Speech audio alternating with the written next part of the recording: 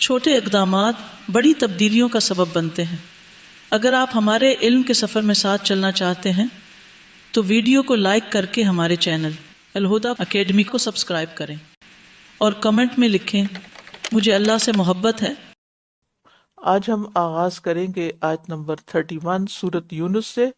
अपनी नीयत की तजदीद कर लीजिए कि अल्लाह सुब्हानहू तआला हमें इस कुरान के जरिए हिदायत, नसीहत, अपनी रहमत, बरकत और शिफा से नवाजे।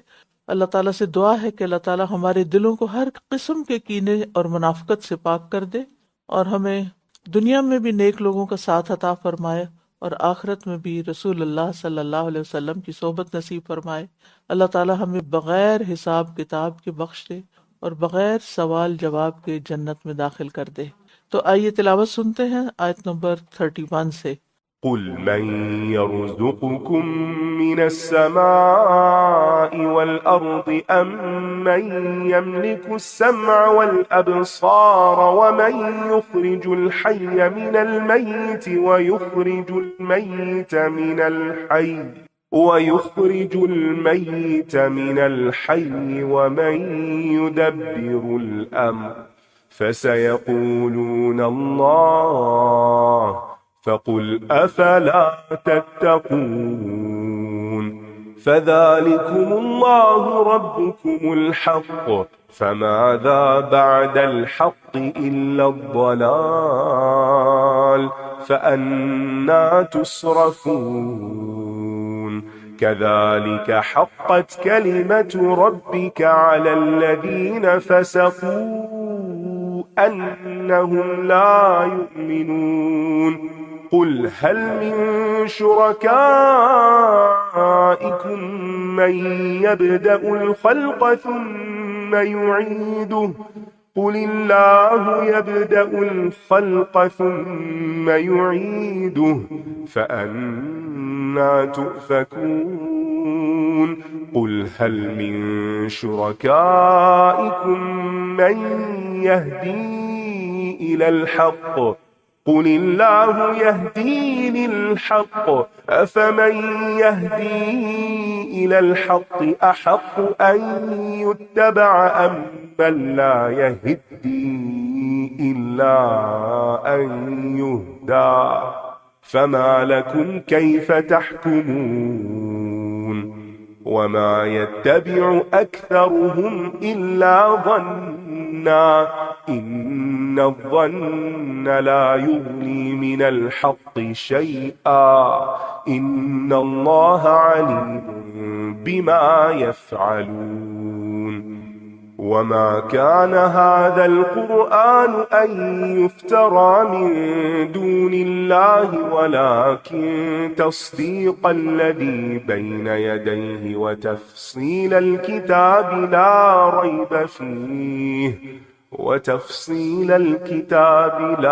ريب فيه من رب العالمين أم يقولون افتراه قل فأتوا بسورة مثله وادعوا من استطعتم من دون الله إن كنتم صادقين بل كذبوا بما لم يحيطوا بعلمه ولما يأتهم تأويله كذلك كذب الذين من قبلهم فانظر كيف كان عاقبة الظالمين ومنهم من يؤمن به ومنهم من لا يؤمن به وربك أعلم بالمفسدين।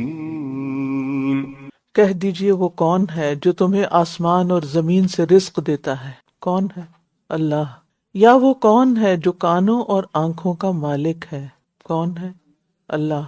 और वो कौन है जो जिंदा को मुर्दा से और मुर्दा को जिंदा से निकालता है? अल्लाह। और वो कौन है जो तमाम मामलात की तदबीर करता है कि कौन सा काम कब कैसे होना है? ये जरूर कहेंगे अल्लाह। तो कह दीजिए क्या फिर तुम डरते नहीं कि तुम उसको छोड़कर औरों पर भरोसा करते हो, औरों से हाजतें और फरियादें करते हो, हाजतें मांगते हो और अपनी फरियादें करते हो? तो ये दरअसल بت پرستی کی، شرک کی تردید میں دلائل دیے جا رہے ہیں۔ مشرکین مکہ یہ جانتے تھے کہ اللہ کے برابر کوئی نہیں، وہ بتوں اور بزرگوں وغیرہ کو اللہ کی قربت کا وسیلہ سمجھ کر ان کی عبادت کرتے تھے۔ تو ان کے ذہن کو کھولنے کے لیے، ان کو جگانے کے لیے ان کو ایک طرح سے چیلنج کیا گیا کہ سوچو تو صحیح، غور تو کرو کہ یہ سارے کام کون کر رہا ہے؟ کیا تمہارے معبود کر رہے ہیں جو خود ساختہ ہے تمہارے، یا پھر اللہ کر رہا ہے؟ تو اللہ کے کائنات کے نظام کو چلانے میں غور و فکر کریں۔ آپ دیکھیے کہ ہمیں ایک گھر کا انتظام کرنا ہوتا ہے تو کوئی مشکل پیش آتی، یعنی جو ایک خاتون خانہ ہوتی ہے وہ مدبرۃ البیت ہوتی ہے نا، گھر کی تدبیر کرتی ہے، کتنی چیزوں کو دیکھنا پڑتا ہے، چھوٹی سے چھوٹی، بڑی سے بڑی۔ آپ ان مشکلات کو یاد کریں اور اپنی محنت اور تھکاوٹ کو یاد کریں، اور پھر غور کریں کہ کس طرح اللہ سبحانہ و تعالیٰ پوری کائنات کے امور کو چلا رہا ہے، اور کوئی کام اسے دوسرے کام سے غافل بھی نہیں کرتا۔ ہم تو ایک کام میں لگتے ہیں تو دوسرا بھول جاتے ہیں، اور ہمارے گھر میں زیادہ سے زیادہ کتنے لوگ ہوتے ہیں جنہیں ہم نے کھلانا ہوتا ہے، پلانا ہوتا ہے، ان کی ضروریات کا اہتمام کرنا ہوتا ہے، اور اس میں سے بھی بہت سے ایڈلٹس ہوتے ہیں جو اپنی ٹیک کیئر خود ہی کر لیتے ہیں، پھر بھی ہمیں مشکل لگتا ہے۔ تو سبحان اللہ، اللہ سبحانہ تعالیٰ ایک چیونٹی سے لے کر ایک ہاتھی کو، اور ایک فضا میں اڑنے والے پرندوں کو، اور سمندر کی بے پناہ مخلوق کو ہر روز رزق دیتا ہے اور ساری ضروریات پوری کرتا ہے، صرف کھانے کو نہیں دیتا۔ یہ بھی اس نے تدبیر کی ہے کہ کون کیا کھائے گا اور اس کے جسم کا کون سا حصہ کیسے بنے گا، یہ انتہائی باریک بینی کے ساتھ پوری پلاننگ ہے۔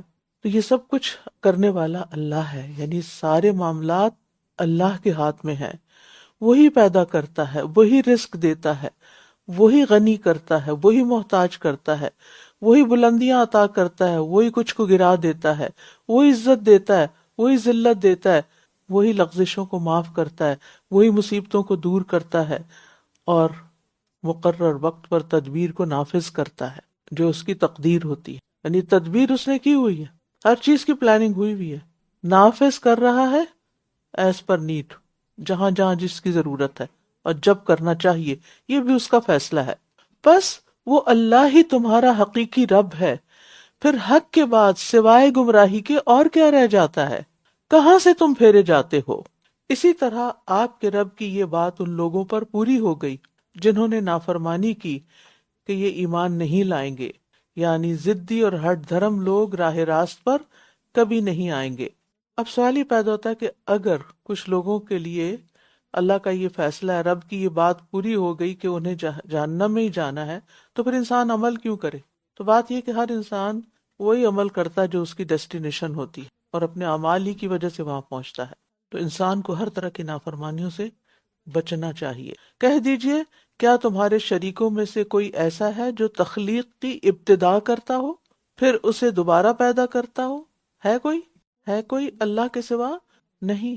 کہہ دیجئے اللہ ہی تخلیق کی ابتدا کرتا ہے، پھر وہی اسے دوبارہ پیدا کرے گا، تو کہاں سے تم پھیرے جاتے ہو؟ پھر تمہارا دماغ کیوں گھوم جاتا ہے کہ تم اس کو چھوڑ کے کسی اور کی طرف متوجہ ہو جاتے ہو؟ کہہ دیجئے، کیا تمہارے شریکوں میں سے کوئی ایسا بھی ہے جو حق کی طرف راہ دکھایا جائے؟ کہہ دیجئے اللہ ہی حق کی طرف رہنمائی کرتا ہے۔ یعنی کیا تمہارے شریکوں میں سے کوئی ایسا بھی ہے جو حق کی طرف راہ دکھائے؟ قل هل من شرکائکم من یہدی الی الحق، جو راہ دکھائے۔ کہہ دیجئے اللہ ہی حق کی طرف رہنمائی کرتا ہے۔ کیا بھلا وہ جو حق کی طرف رہنمائی کرتا ہے زیادہ حقدار ہے کہ وہ پیروی کیا جائے، یا وہ جو خود راہ نہیں پاتا مگر یہ کہ وہ رہنمائی کیا جائے؟ پھر تمہیں کیا ہے، تم کیسے فیصلے کرتے ہو؟ یعنی اللہ کے سوا کون ہے جو حق کی طرف تمہاری رہنمائی کرے؟ وہ کیسے رہنمائی کرتا ہے؟ اپنے بیان کے ساتھ، ارشاد کے ساتھ، یا پھر الہام کے ساتھ، توفیق کے ساتھ، دلیلوں، نشانیوں کے ساتھ، سب سے سیدھے رستے پر چلنے میں وہ مدد دیتا ہے۔ تو وہ معبود نہ جو خود ہدایت پاتا ہے نہ کسی کو راہ دکھا سکتا ہے جب تک کہ اسے خود ہدایت نہ دی جائے، وہ تمہیں کیسے راستہ دکھا سکتا ہے؟ تو تمہارے یہ شریک خود بھی بھٹکے ہوئے ہیں، اور یعنی خود بھی ان کو کچھ نہیں پتا کیا کرنا ہے، اور صرف اسی وقت انہیں پتا چلتا ہے جب کوئی اور انہیں ہدایت دے۔ تو جو خود ہدایت کا محتاج ہے وہ کسی کو کیا ہدایت دے گا؟ تو تم کیسے فیصلے کر رہے ہو؟ کہ اللہ کے ساتھ اوروں کو عبادت کے لائق مانتے ہو، حالانکہ دلائل واضح ہیں.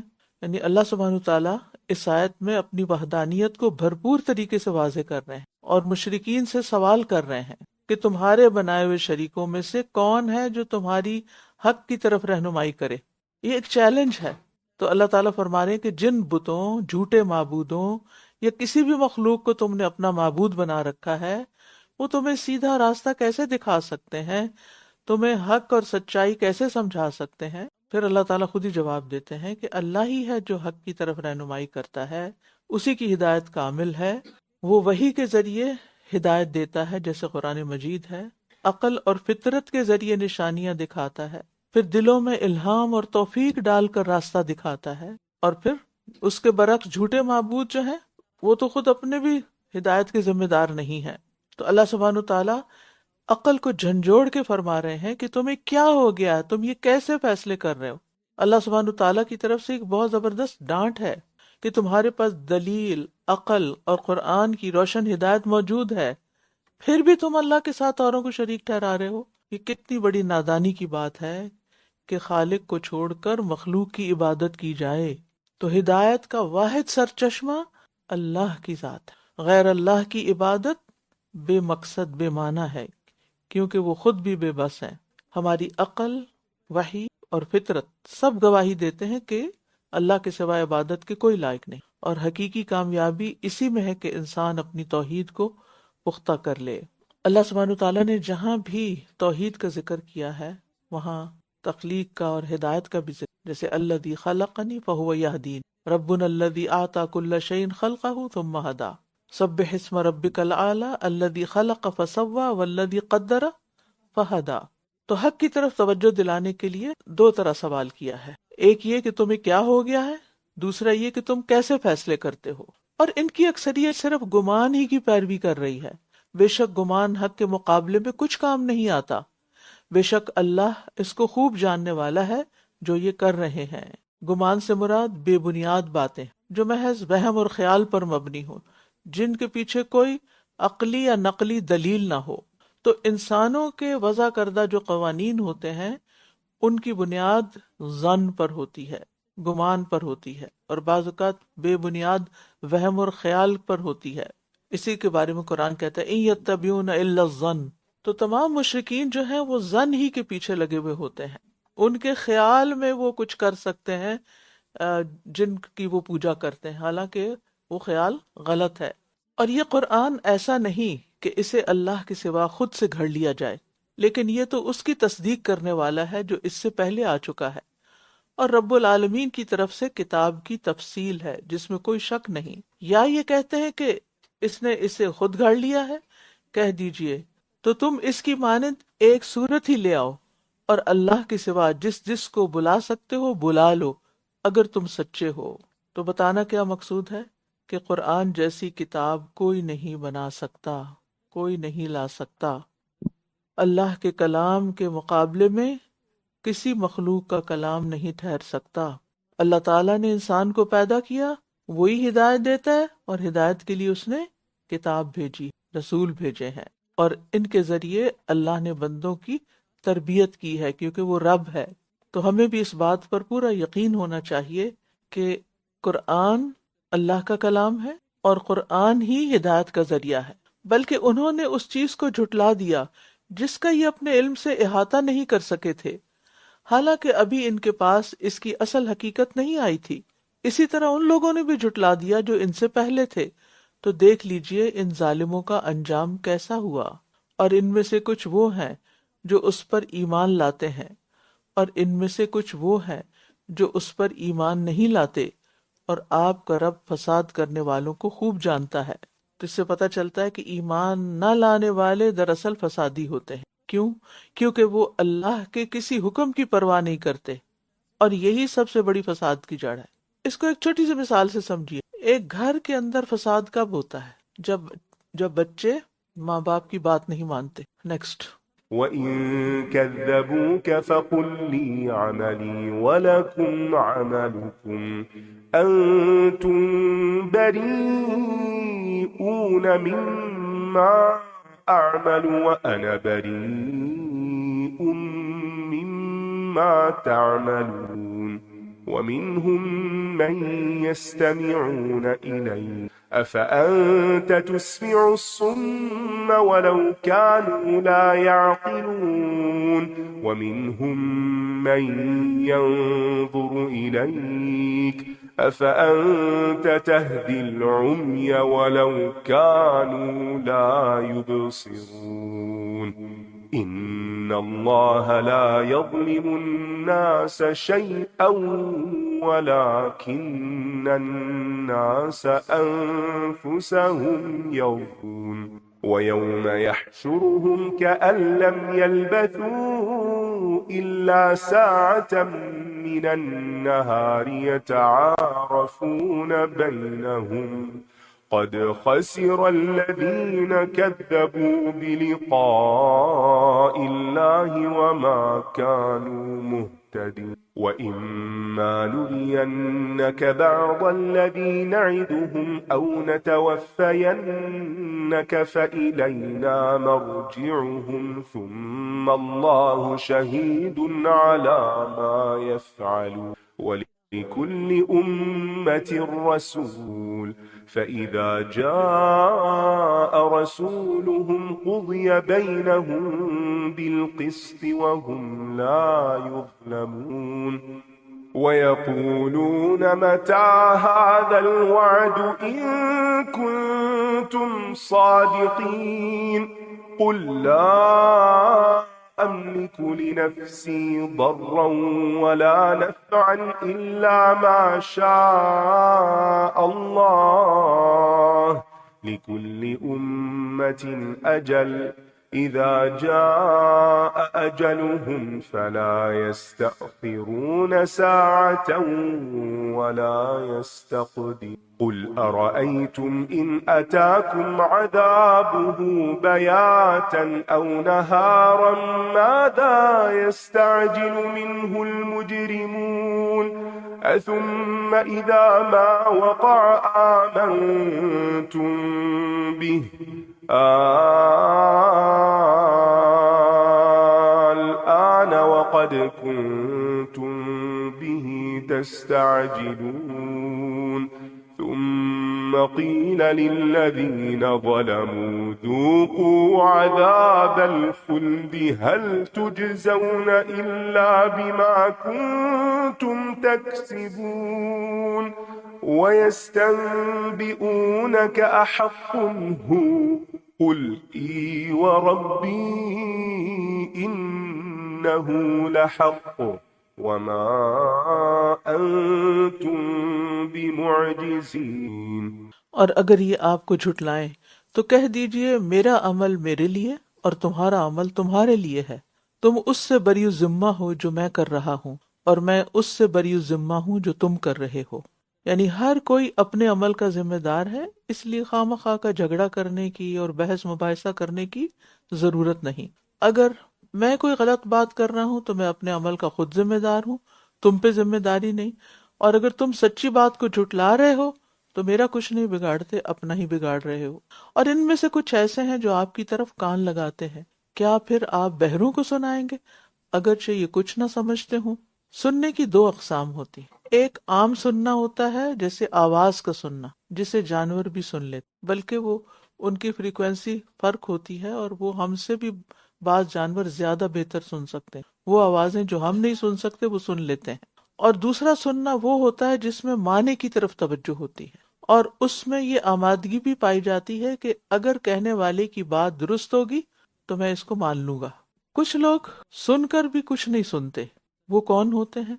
जो किसी ताज्जुब में मुब्तला होते हैं। बज़ाहिर आवाज सुनते हैं लेकिन वो उनके दिल तक नहीं जाती, क्योंकि उनके दिल में कुछ और बसा हुआ होता है। दिल दुनिया की मोहब्बत से भरे होते हैं, दिलों में बीमारी होती है, लिहाजा वो हक की बात नहीं सुनते। वो दुनिया में जानवरों की तरह गफलत की जिंदगी बसर करते, बल्कि उनसे भी गए गुजरे। इन हुम इल्ला कल अनाम बल हुम अदल, क्योंकि वो अपने नफ्स की लज्जतों और ख्वाहिशात में मस्त होते हैं और उन्हें इस बात की कोई फिक्र नहीं होती कि हम जो कर रहे हैं वो सही है भी कि नहीं।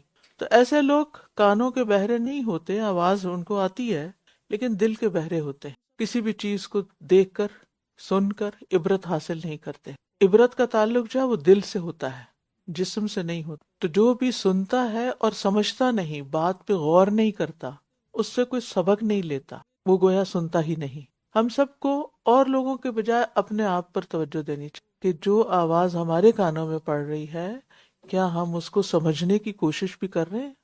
وہ سمجھ بھی آ رہی ہے؟ اور بنیادی طور پر سمجھنے کے لیے نیت چاہیے ہوتی کہ میں یہاں سننے آئی ہوں ہدایت کی نیت سے، اللہ کی رحمت پانے کی نیت سے. تو جب نیت کا فساد ہوتا ہے تو انسان جو بھی کام کرتا ہے وہ بے فائدہ ہوتا ہے، بیکار ہوتا ہے. اس میں انسان کا وقت، محنت، صلاحیت سب کچھ ضائع جاتا ہے، کیونکہ انہوں نے بہت سا وقت لگایا لیکن حاصل کچھ نہیں کیا. ہماری امی کہا کرتی تھی پانی میں مدھانی چلانا. مدھانی وہ ہوتی تھی جس جو دودھ بلوتے تھے نا، دہی بلو کے تو مکھن نکالتے تھے، تو کافی دیر بلوتے رہتے تو وہ بلونے کے بعد ایک نتیجہ نکلتا ہے کہ کافی سارا مکھن اوپر آ جاتا ہے. لیکن اگر یہی عمل سیم برتن سے سیم سائز سب کچھ پانی ڈال کے آپ کریں، مطلوبہ چیز نہ اس میں وہ نہیں ڈالا جو ڈالنا چاہیے، تو ساری رات بھی مدھانی چلاتے رہے، اینڈ آف دا ڈے کچھ بھی نہیں نکلے گا اس میں، نہ کسی چیز کا اضافہ ہوگا نہ کمی ہوگی، آپ کی ساری ایفرٹ ضائع جائے گی. تو اسی طرح کچھ لوگ لیکچرز اٹینڈ کرتے ہیں، کلاسز میں آتے ہیں، بیٹھتے ہیں، بس آوازیں سنتے ہیں، اور بعض اوقات تو صرف آواز سے محظوظ ہوتے ہیں اور پھر چلے جاتے ہیں، لیکن دل میں کچھ بھی لے کے نہیں جاتے. تو ہم سب کو اپنا جائزہ لینا چاہیے کہ جو کچھ ہم سنتے ہیں کیا وہ ہمارے دل میں بھی ٹھہر رہا ہے یا نہیں. کہیں ایسا تو نہیں کہ وہ کسی چھلنی میں پانی ڈال رہے ہیں اور وہ بہتا چلا جا رہا ہے. تو نصیحت سنتے وقت اپنے دل کی حالت کا جائزہ لینا نہایت ضروری. اگر دل کے اندر ایک خوشی ہو، قبولیت کا احساس ہو، کبھی آنکھوں میں آنسو آ جائیں، کبھی رونگٹے کھڑے ہو جائیں، کبھی آپ کسی چیز کے ساتھ اس کو ریلیٹ کر لیں، کبھی کسی مسئلے کا حل پا لیں، کبھی کسی سوال کا جواب آپ کو مل جائے، تو آپ سمجھیں کہ آپ کا آنا ورتھ ہے. اور ان میں سے کچھ ایسے ہیں جو آپ کی طرف دیکھتے ہیں، کیا پھر آپ اندھوں کو راہ دکھائیں گے اگرچہ یہ کچھ نہ دیکھتے ہوں؟ یعنی یہ صرف ظاہری طور پر دیکھ رہے ہوتے ہیں اور ہاں میں ہاں ملا رہے ہوتے ہیں، حالانکہ یہ ان کا دماغ کہیں اور ہوتا ہے، دل کہیں اور ہوتا ہے. بے شک اللہ تو لوگوں پر کچھ بھی ظلم نہیں کرتا، لیکن لوگ خود ہی اپنی جانوں پر ظلم کرتے ہیں. کب؟ ضد اور ہٹ دھرمی کا شکار ہو کے. اللہ لوگوں پہ ظلم نہیں کرتا. کیا سمجھ آئی؟ اللہ لوگوں پر ظلم نہیں کرتا. یعنی اگر کوئی شخص کسی تکلیف، مشکل، مصیبت میں مبتلا ہے تو اللہ نے ظلم نہیں کیا. کیونکہ لوگ کہتے ہیں نا وائی می، میرے ساتھ یہ کیوں ہو گیا. اللہ نے ظلم نہیں کیا کہ اس نے آپ کے اوپر کوئی مشکل ڈالی ہے، لیکن لوگ اپنی جانوں پر ظلم کر، یعنی یا تو ان کے اپنے کسی گناہ یا قصور کا نتیجہ ہوگا تو وہ دنیا میں سزا مل رہی ہے، یہ تو اللہ ہی بہتر جانتا نا کس کے اوپر آئی مصیبت کیوں ہے، پیچھے کیا ریزن ہے، یہ ہم نہیں جانتے. یا پھر وہ اللہ کا بڑا پیارا ہے تو اللہ تعالیٰ اس کو آزما رہا ہے. کیونکہ حدیث میں آتا ہے نا، اللہ تعالیٰ جس سے جتنی زیادہ محبت کرتا ہے اس کو اتنی بڑی آزمائش میں ڈالتا ہے. تو وہ اللہ کی محبت کا نتیجہ کیوں کہ اس تکلیف سے گزر کر بندہ بہت کچھ سیکھ بھی جائے اور اس کے درجے اتنے بلند ہو جائیں کہ کوئی دوسرا تصور بھی نہ کر سکے. درجات صرف نیک اعمال سے بلند نہیں ہوتے، درجات مصیبتوں پر صبر کرنے سے بلند ہوتے ہیں، اور زیادہ بلند ہوتے ہیں جب انسان کسی دکھ، تکلیف، مصیبت پر صبر کرتا ہے اور اللہ سے راضی ہوتا ہے. اسی طرح ایک اور طرح اس کو سمجھیے کہ انسان کو زندگی میں سکون اور اطمینان اور راحت جو ملتی ہے اس کے پیچھے بھی کوئی ریزن ہوتی ہے، اور وہ انسان کی محنت، کوشش، جد و جہد ہوتی ہے. ٹھیک ہے، یعنی جب بھی آپ کسی کو دیکھیں نا کہ اس کے چہرے پر خوشی ہے، ایک چمک ہے، ایک سکون ہے، ایک اطمینان ہے، تو پھر جان لیں کہ یہ شخص انتہائی محنتی ہے، سمجھدار ہے، اس کے معاملات بہت اچھے ہیں، اس کے رویے بہت اچھے ہیں، اس کی اپروچ بڑی پازیٹیو ہے. تو اس کے نتیجے میں اللہ نے اس پر رحمت کی ہے، اس کو یہ انعام دیا ہے کہ اسے دنیا میں سکون قلب اور اطمینان قلب نصیب ہو. یعنی اللہ ظلم نہیں کرتا نہ تکلیف بھیج کر، اور اللہ ظلم نہیں کرتا کہ کسی کی محنت کو ضائع کر دے، وہ اس کا بدلہ دنیا میں بھی دیتا ہے. یعنی کسی انسان پر یہ بہت بڑی نعمت ہوتی ہے کہ اللہ سبحانہ وتعالیٰ اسے اپنی اولاد کی خوشیاں عطا کرتا ہے، اس کے مال میں ترقی دیتا ہے، اس کے گھر میں خوشی ہوتی ہے، اس کے ریلیشن شپ لوگوں کے ساتھ اچھے ہوتے ہیں، کیونکہ انہوں نے یہ ساری چیزیں، ان ساری چیزوں کے پیچھے ان کی ایفرٹ ہوتی ہے، اور اس ایفرٹ کو اللہ تعالیٰ قبول کرتا ہے اور اس کے نتیجے میں ان کو یہ ساری نعمتیں عطا کرتا ہے. یعنی بغیر لیس للانسان الا ما سعی، دنیا میں بھی کچھ پانے کے لیے کوشش کرنی پڑتی ہے، اور وہ صرف مال نہیں ہوتا جس کو حاصل کرنے کے لیے آپ کو محنت کرنی ہے، یہ سکون اور راحت اور خوشی پانے کے لیے بھی آپ کو محنت کرنی پڑتی. اور جس دن وہ انہیں اکٹھا کرے گا تو یوں محسوس ہوگا گویا وہ دنیا میں دن کی ایک گھڑی ہی ٹھہرے تھے. وہ باہم ایک دوسرے کو پہچانتے ہوں گے. یقیناً خسارہ اٹھایا ان لوگوں نے جنہوں نے اللہ کی ملاقات کو جھٹلا دیا اور یہ ہدایت پانے والے نہ تھے. یعنی قیامت کے دن حالات انسان کی توقعات سے بڑے بہت مختلف ہوں گے. آج ہم قیامت کے بارے میں سوچتے ہیں تو ہم میں سارے کی اپنی اپنی ایک سوچ ہے نا کہ وہاں یہ ہوگا، ایسا ہوگا، ویسا ہوگا. لیکن جب وہ آنکھ کھلے گی تو پتہ چلے گا کہ اصل میں کیا تھا. جب آخرت میں انسان جائے گا نا تو اس وقت یہ دنیا اس کو انتہائی حقیر معلوم ہوگی کہ ایک دن کی ایک گھڑی بس ٹھہر کے آئے ہیں اور اسی کے لیے ساری ایفرٹس لگا دی، اور جہاں آنا تھا جو ہماری ڈیسٹینیشن تھی اس کے لیے ہم نے کچھ کیا ہی نہیں، اپنا مستقبل خراب کر لیا. کتنی بڑی حماقت کی. اور محشر کی سختیاں دیکھ کر انسان دنیا کی اعلیٰ ترین راحتیں اور لذتیں بھول جائے گا. اور ہر انسان پر وہ دن الگ طرح سے ہوگا اس کے اعمال کے مطابق. یعنی انسان کے محشر میں مختلف مرحلے بھی ہوں گے اور مختلف حالتیں بھی ہوں گی. ایک وقت ہوگا جب لوگ ایک دوسرے کو پہچانیں گے، ایک وقت ہوگا جب وہ ایک دوسرے کو پہچاننے کا انکار کر دیں گے، ایک موقع ایسا ہوگا کہ ایک دوسرے کے اوپر لعن طعن کریں گے، ایک وقت ایسا ہوگا کہ ایک دوسرے پہ گمراہی کا الزام لگائیں گے، تم نے مجھے گمراہ کیا تھا وہاں. اور بعض جگہوں پر اتنی دہشت ہوگی کہ لوگ ایک دوسرے سے غافل ہو جائیں گے. تو یہ ڈفرینٹ سچویشنز ہوں گی اور ہر ایک کے اوپر اس کے اعمال کے مطابق وہ کیفیات آ رہی ہوں گی. اور جس عذاب کا ہم ان سے وعدہ کر رہے ہیں اگر اس کا کچھ حصہ ہم آپ کو دکھا دیں یا اس سے پہلے ہی ہم آپ کو فوت کر دیں تو ہماری طرف ہی ان کا لوٹنا ہے. پھر اللہ اس پر گواہ ہے جو کچھ یہ کر رہے ہیں. اور ہر امت کے لیے ایک رسول ہے. پھر جب ان کا رسول آ جاتا ہے تو ان کے درمیان پورے انصاف کے ساتھ فیصلہ کر دیا جاتا ہے اور ان پر ظلم نہیں کیا جاتا. یعنی ہم ہر امت میں رسول بھیجتے رہے ہیں. جب وہ اپنا تبلیغ کا فریضہ ادا کر سکتا ہے تو پھر انصاف کے ساتھ فیصلہ ہوتا ہے. ایمان لانے والے بچا لیے جاتے ہیں اور ظلم کرنے والے ڈبو دیے جاتے ہیں، دھر لیے جاتے ہیں، پکڑ لیے جاتے ہیں. ایک اور معنی یہ بھی ہے کہ کیونکہ مضارع ہے نا تو فیوچر میں بھی معنی ہوتا ہے کہ قیامت کے دن ہر امت کے ساتھ ان کے رسول بھی آئیں گے اور پھر اللہ تعالیٰ حق کے ساتھ گواہیاں لے کے فیصلہ کر دے گا. اور دنیا میں اگر کسی کے ساتھ ظلم اور زیادتی ہوتی ہے تو اس پر بھی انسان کو اطمینان رکھنا چاہیے. یہ بڑے کام کی بات ہے جس وقت میں آپ کو کر رہی ہوں، اچھی طرح رجسٹر کریں. اگر کسی نے ہم پہ ظلم کیا ہے نا، کسی نے ہمارا حق مارا ہے، کسی نے ہمیں تکلیف دی ہے، کسی نے ہمیں سخت دکھ پہنچایا ہے، کسی نے ہمیں دھوکہ دیا، ہمارے ساتھ ہمیں چیٹ کیا ہے، تو ایسے میں انسان کو اپنے آپ کو گھلا نہیں دینا چاہیے غم میں کہ میرے ساتھ کیوں ایسا کیا فلاں نے، میرے ساتھ ایسا کیوں ہو گیا.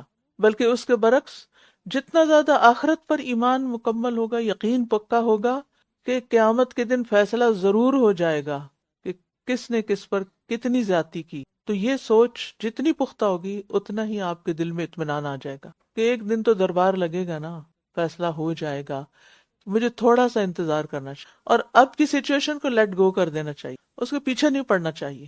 کیونکہ آپ جتنا زیادہ اس چیز کے اندر اپنے آپ کو گلائیں گے، کھپائیں گے، سوچتے رہیں گے، ہوتا ہے نا بعض خیال، بعض غم، بعض دکھ ہمارے ساتھ چمٹ جاتے ہیں اور ہٹنے کا نام نہیں لیتے، بار بار ہمیں ستاتے ہیں، تو بار بار ہمیں وہ تکلیف دیتے ہیں. وہ خیالات ادھر نہیں دیکھو، بار بار ہمیں تکلیف دیتے ہیں ایسے خیالات کہ فلاں نے مجھ پر ظلم کیوں کیا، میری ساس نے کیوں ظلم کیا، میرے میاں نے میرے ساتھ یہ کیوں کیا، میرے بچوں نے میرے ساتھ ایسے کیوں کیا. یہ عام روزمرہ زندگی کے مسائل ہیں جو ہم میں سے ہر ایک کو درپیش ہیں. کوئی کسی خیال میں، کوئی کسی میں، کوئی کسی پریشانی میں. اس سے آپ نکل نہیں سکتے جب تک آپ فیصلہ اللہ پہ نہ چھوڑ دیں اور اس کا پیچھا نہ چھوڑ دیں پیچھا. کچھ چیزوں کو لیٹ گو کر دینا ہوتا ہے، جانے دو، چھوڑ دو. کیوں؟ کیونکہ ہم کمزور ہیں نا. ہم کیا کر سکتے؟ پکڑ کے رکھیں گے کیا کر لیں گے؟ کچھ بھی نہیں کر سکتے. اپنا درد بڑھائیں گے، اپنی صلاحیتیں گنوا دیں گے، اور قیامت کے دن پہ اس پہ حسرت ہوگی کہ ہم نے کسی کے پیچھے اپنی جان کیوں گلا دی، ہمیں تو کچھ اور کر کے آنا تھا. تو اپنے آپ کو پہچانے، اپنی صلاحیتوں کو پہچانے، اپنے پاؤں پہ کھڑے ہوں، بہادر بنے، کرنے کا کام کریں، اپنے آپ کو مصروف کریں، خیر کے کاموں میں لگ جائیں جو آپ کی آخرت میں کام آنے والے. بیٹھ کے غم منانے سے کچھ بھی حاصل ہونے والا نہیں. اللہ نے پورا انصاف کرنا ہے، کسی کے ساتھ زیادتی نہیں کرے گا. اطمینان رکھیں، پورا اطمینان، سب سے زیادہ اس پہ ٹرسٹ کریں. اور یہ کہتے ہیں یہ عذاب کا وعدہ کب پورا ہوگا اگر تم سچے ہو. جو لوگ کچھ کرنا نہیں چاہتے نا، وہ سوالات میں مشغول رہتے ہیں، سوال کرتے رہتے ہیں، یہ کب ہوگا، وہ کب ہوگا، ابھی تو حالات ایسے ہیں، یہ نہیں ہو سکتا، ابھی تو مجھے بڑی پریشانی ہے. ہر چیز کا ایک وقت ہے، اور جب اس کا وقت آتا ہے تو وہ ہو جاتا ہے. آپ کے اس وقت کا بھی کوئی مقصد ہے تو آپ کو یہاں جو کرنا چاہیے نا اس وقت دنیا میں وہ کریں. ان باتوں کا انتظار نہ کریں کہ قیامت کب. آج بھی آپ دیکھیں، مجھے اتنی حیرت ہوتی ہے، اکثر لوگ اس چیز کے پیچھے پڑے رہتے ہیں اور بحثیں اور تبصرے کرتے رہتے ہیں، وہ قیامت کی نشانیاں آ گئی ہیں، اب تو امام مہدی آنے والے ہیں، اب تو دجال آنے والا ہے، یہ دجال کا سارا سٹیج تیار ہو گیا. پتہ نہیں کب سے یہ باتیں ہو رہی ہیں. ہاں، اندازاً کتنے سال رہ گئے. آپ کا کیا خیال ہے یہ جو فلاں واقعہ پیش آیا ہے، یہ فلاں حدیث سے نہیں ثابت ہو رہا، اور اپنے پاس سے اٹکل پچو کچھ نہ کچھ گیس کرتے رہتے. ان چیزوں پہ محنت کرنے کی بجائے اور ان بحثوں میں پڑنے کی بجائے جو آپ کی ذمہ داری ہے نا، پلیز ان کو پورا کریں، تاکہ کل جن کے بارے میں ہم سے حساب ہوگا، سوال ہوگا، کیا اس کے بارے میں ہم سے پوچھا جائے گا کہ تم نے یہ کیلکولیشن کیوں نہیں کی تھی کہ قیامت کب آئے گی؟ ہمیں نہیں اس کے بارے میں پوچھا. اور تمہیں کتنی نشانیاں یاد تھیں اور کتنی نہیں یاد تھیں. یہ نشانیاں تو اس لیے ہیں، اگر آپ سمجھتے ہیں کہ کوئی چیز کو آپ نشانی بنا رہے ہیں تاکہ ہم آگے کی تیاری کریں. کسی چیز کا سائنس اس لیے دیے جاتے ہیں، وہ راستہ چلتے ہوئے سائنس نظر آتے ہیں تاکہ آپ کو پتہ چلے کہ آگے کیا ہے. یہ تو نہیں کہ اسی کو پکڑ کے بیٹھ جائیں. کہہ دیجئے کہ میں تو اپنی جان کے لیے بھی کسی نفع اور نقصان کا مالک نہیں ہوں مگر جو اللہ چاہے. ہر امت کے لیے ایک مدت مقرر ہے. جب ان کی مقررہ مدت آ پہنچتی ہے تو نہ وہ ایک گھڑی پیچھے رہ سکتے ہیں اور نہ ہی آگے بڑھ سکتے ہیں. اگر سب سے افضل بندے محمد صلی اللہ علیہ وسلم کسی کو نفع نقصان پہنچانے پہ قادر نہیں تو کوئی اور ہستی یہ کام نہیں کر سکتی. یاد رکھیے، اللہ کے نبی سے مدد مانگنا شرک ہے. کہہ دیجئے کیا غور کیا تم نے، اگر اس کا عذاب تم پر رات کو آ جائے یا دن کو آ جائے تو وہ کیا چیز ہے جس کو مجرم طلب کر رہے ہیں؟ کیا عذاب بھی مانگنے کی چیز؟ کس قدر کم عقلی ہے کہ انسان اپنے لیے مصیبت مانگے. یعنی یہ واقعی مجرم لوگ ہیں کہ جن کو یہ نہیں پتا کہ انہیں اپنے لیے کیا مانگنا چاہیے. کیا پھر جب وہ عذاب واقع ہو جائے گا تب تم اس پر ایمان لاؤ گے؟ اس وقت کہا جائے گا کیا اب، حالانکہ تم خود ہی اس کو جلدی طلب کیا کرتے تھے. پھر جن لوگوں نے ظلم کیا ان سے کہا جائے گا ہمیشگی کے عذاب کا مزہ چکھو، تم اسی کا بدلہ دیے جا رہے ہو جو تم کمائی کیا کرتے تھے. تم اسی کا بدلہ دیے جا رہے ہو جو کمائی تم کیا کرتے تھے. اور یہ آپ سے پوچھتے ہیں کیا یہ سچ ہے؟ کہہ دیجئے ہاں، قسم ہے میرے رب کی، یقیناً یہ سچ ہے اور تم ہرگز عاجز کرنے والے نہیں ہو. نیکسٹ. ولو أن لكل نفس ظلمت ما في الأرض لافتدت به وأسروا الندامة لما رأوا العذاب وقضي بينهم بالقسط وهم لا يظلمون. ألا إن لله ما في السماوات والأرض ألا إن وعد الله حق ولكن أكثرهم لا يعلمون. هو يحيي ويميت وإليه ترجعون. يا أيها الناس قد جاءتكم موعظة من ربكم وشفاء لما في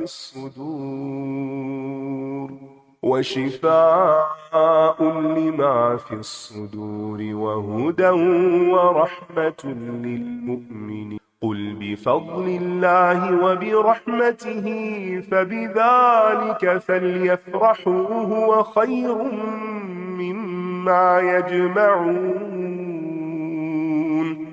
قل أرأيتم ما أنزل الله لكم من رزق فجعلتم منه حراما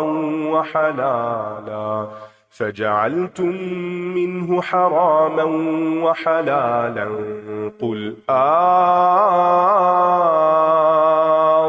الله أذن لكم أم على الله تفترون وما ظن الذين يفترون على الله الكذب يوم القيامة إن الله لذو فضل على الناس ولكن أكثرهم لا يشكرون. اور ہر وہ شخص جس نے ظلم کیا اگر اس کے پاس وہ سب کچھ ہو جو زمین میں ہے تو وہ عذاب سے بچنے کے لیے اسے ضرور فدیے میں دے دے، اور جب یہ عذاب کو دیکھیں گے تو ندامت چھپائیں گے، اور ان کے درمیان انصاف کے ساتھ فیصلہ کر دیا جائے گا اور ان پر ظلم نہ کیا جائے گا، لیکن قیامت کے دن کوئی ندامت چھپائی نہ جا سکے گی۔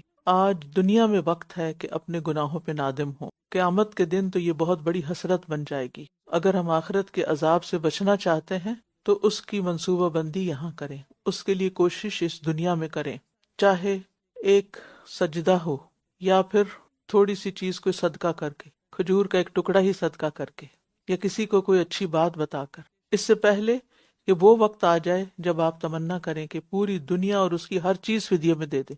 آج تھوڑا سا بھی دیں گے تو وہ وہاں کام آ جائے گا، اور کل کچھ بھی فائدہ نہ دے گا۔ ایک حدیث کے مطابق اگر کوئی شخص کوئی پودا لگا رہا ہو اور پتہ چلے کہ قیامت آ گئی ہے تو بھی وہ کیا کرے، وہ لگا دے، یہ نہ سوچے کہ اب تو قیامت آ گئی، اس پودا لگانے کا فائدہ کس نے، تو ابھی تباہ ہو جانا ہے، پھر بھی کام کر لے۔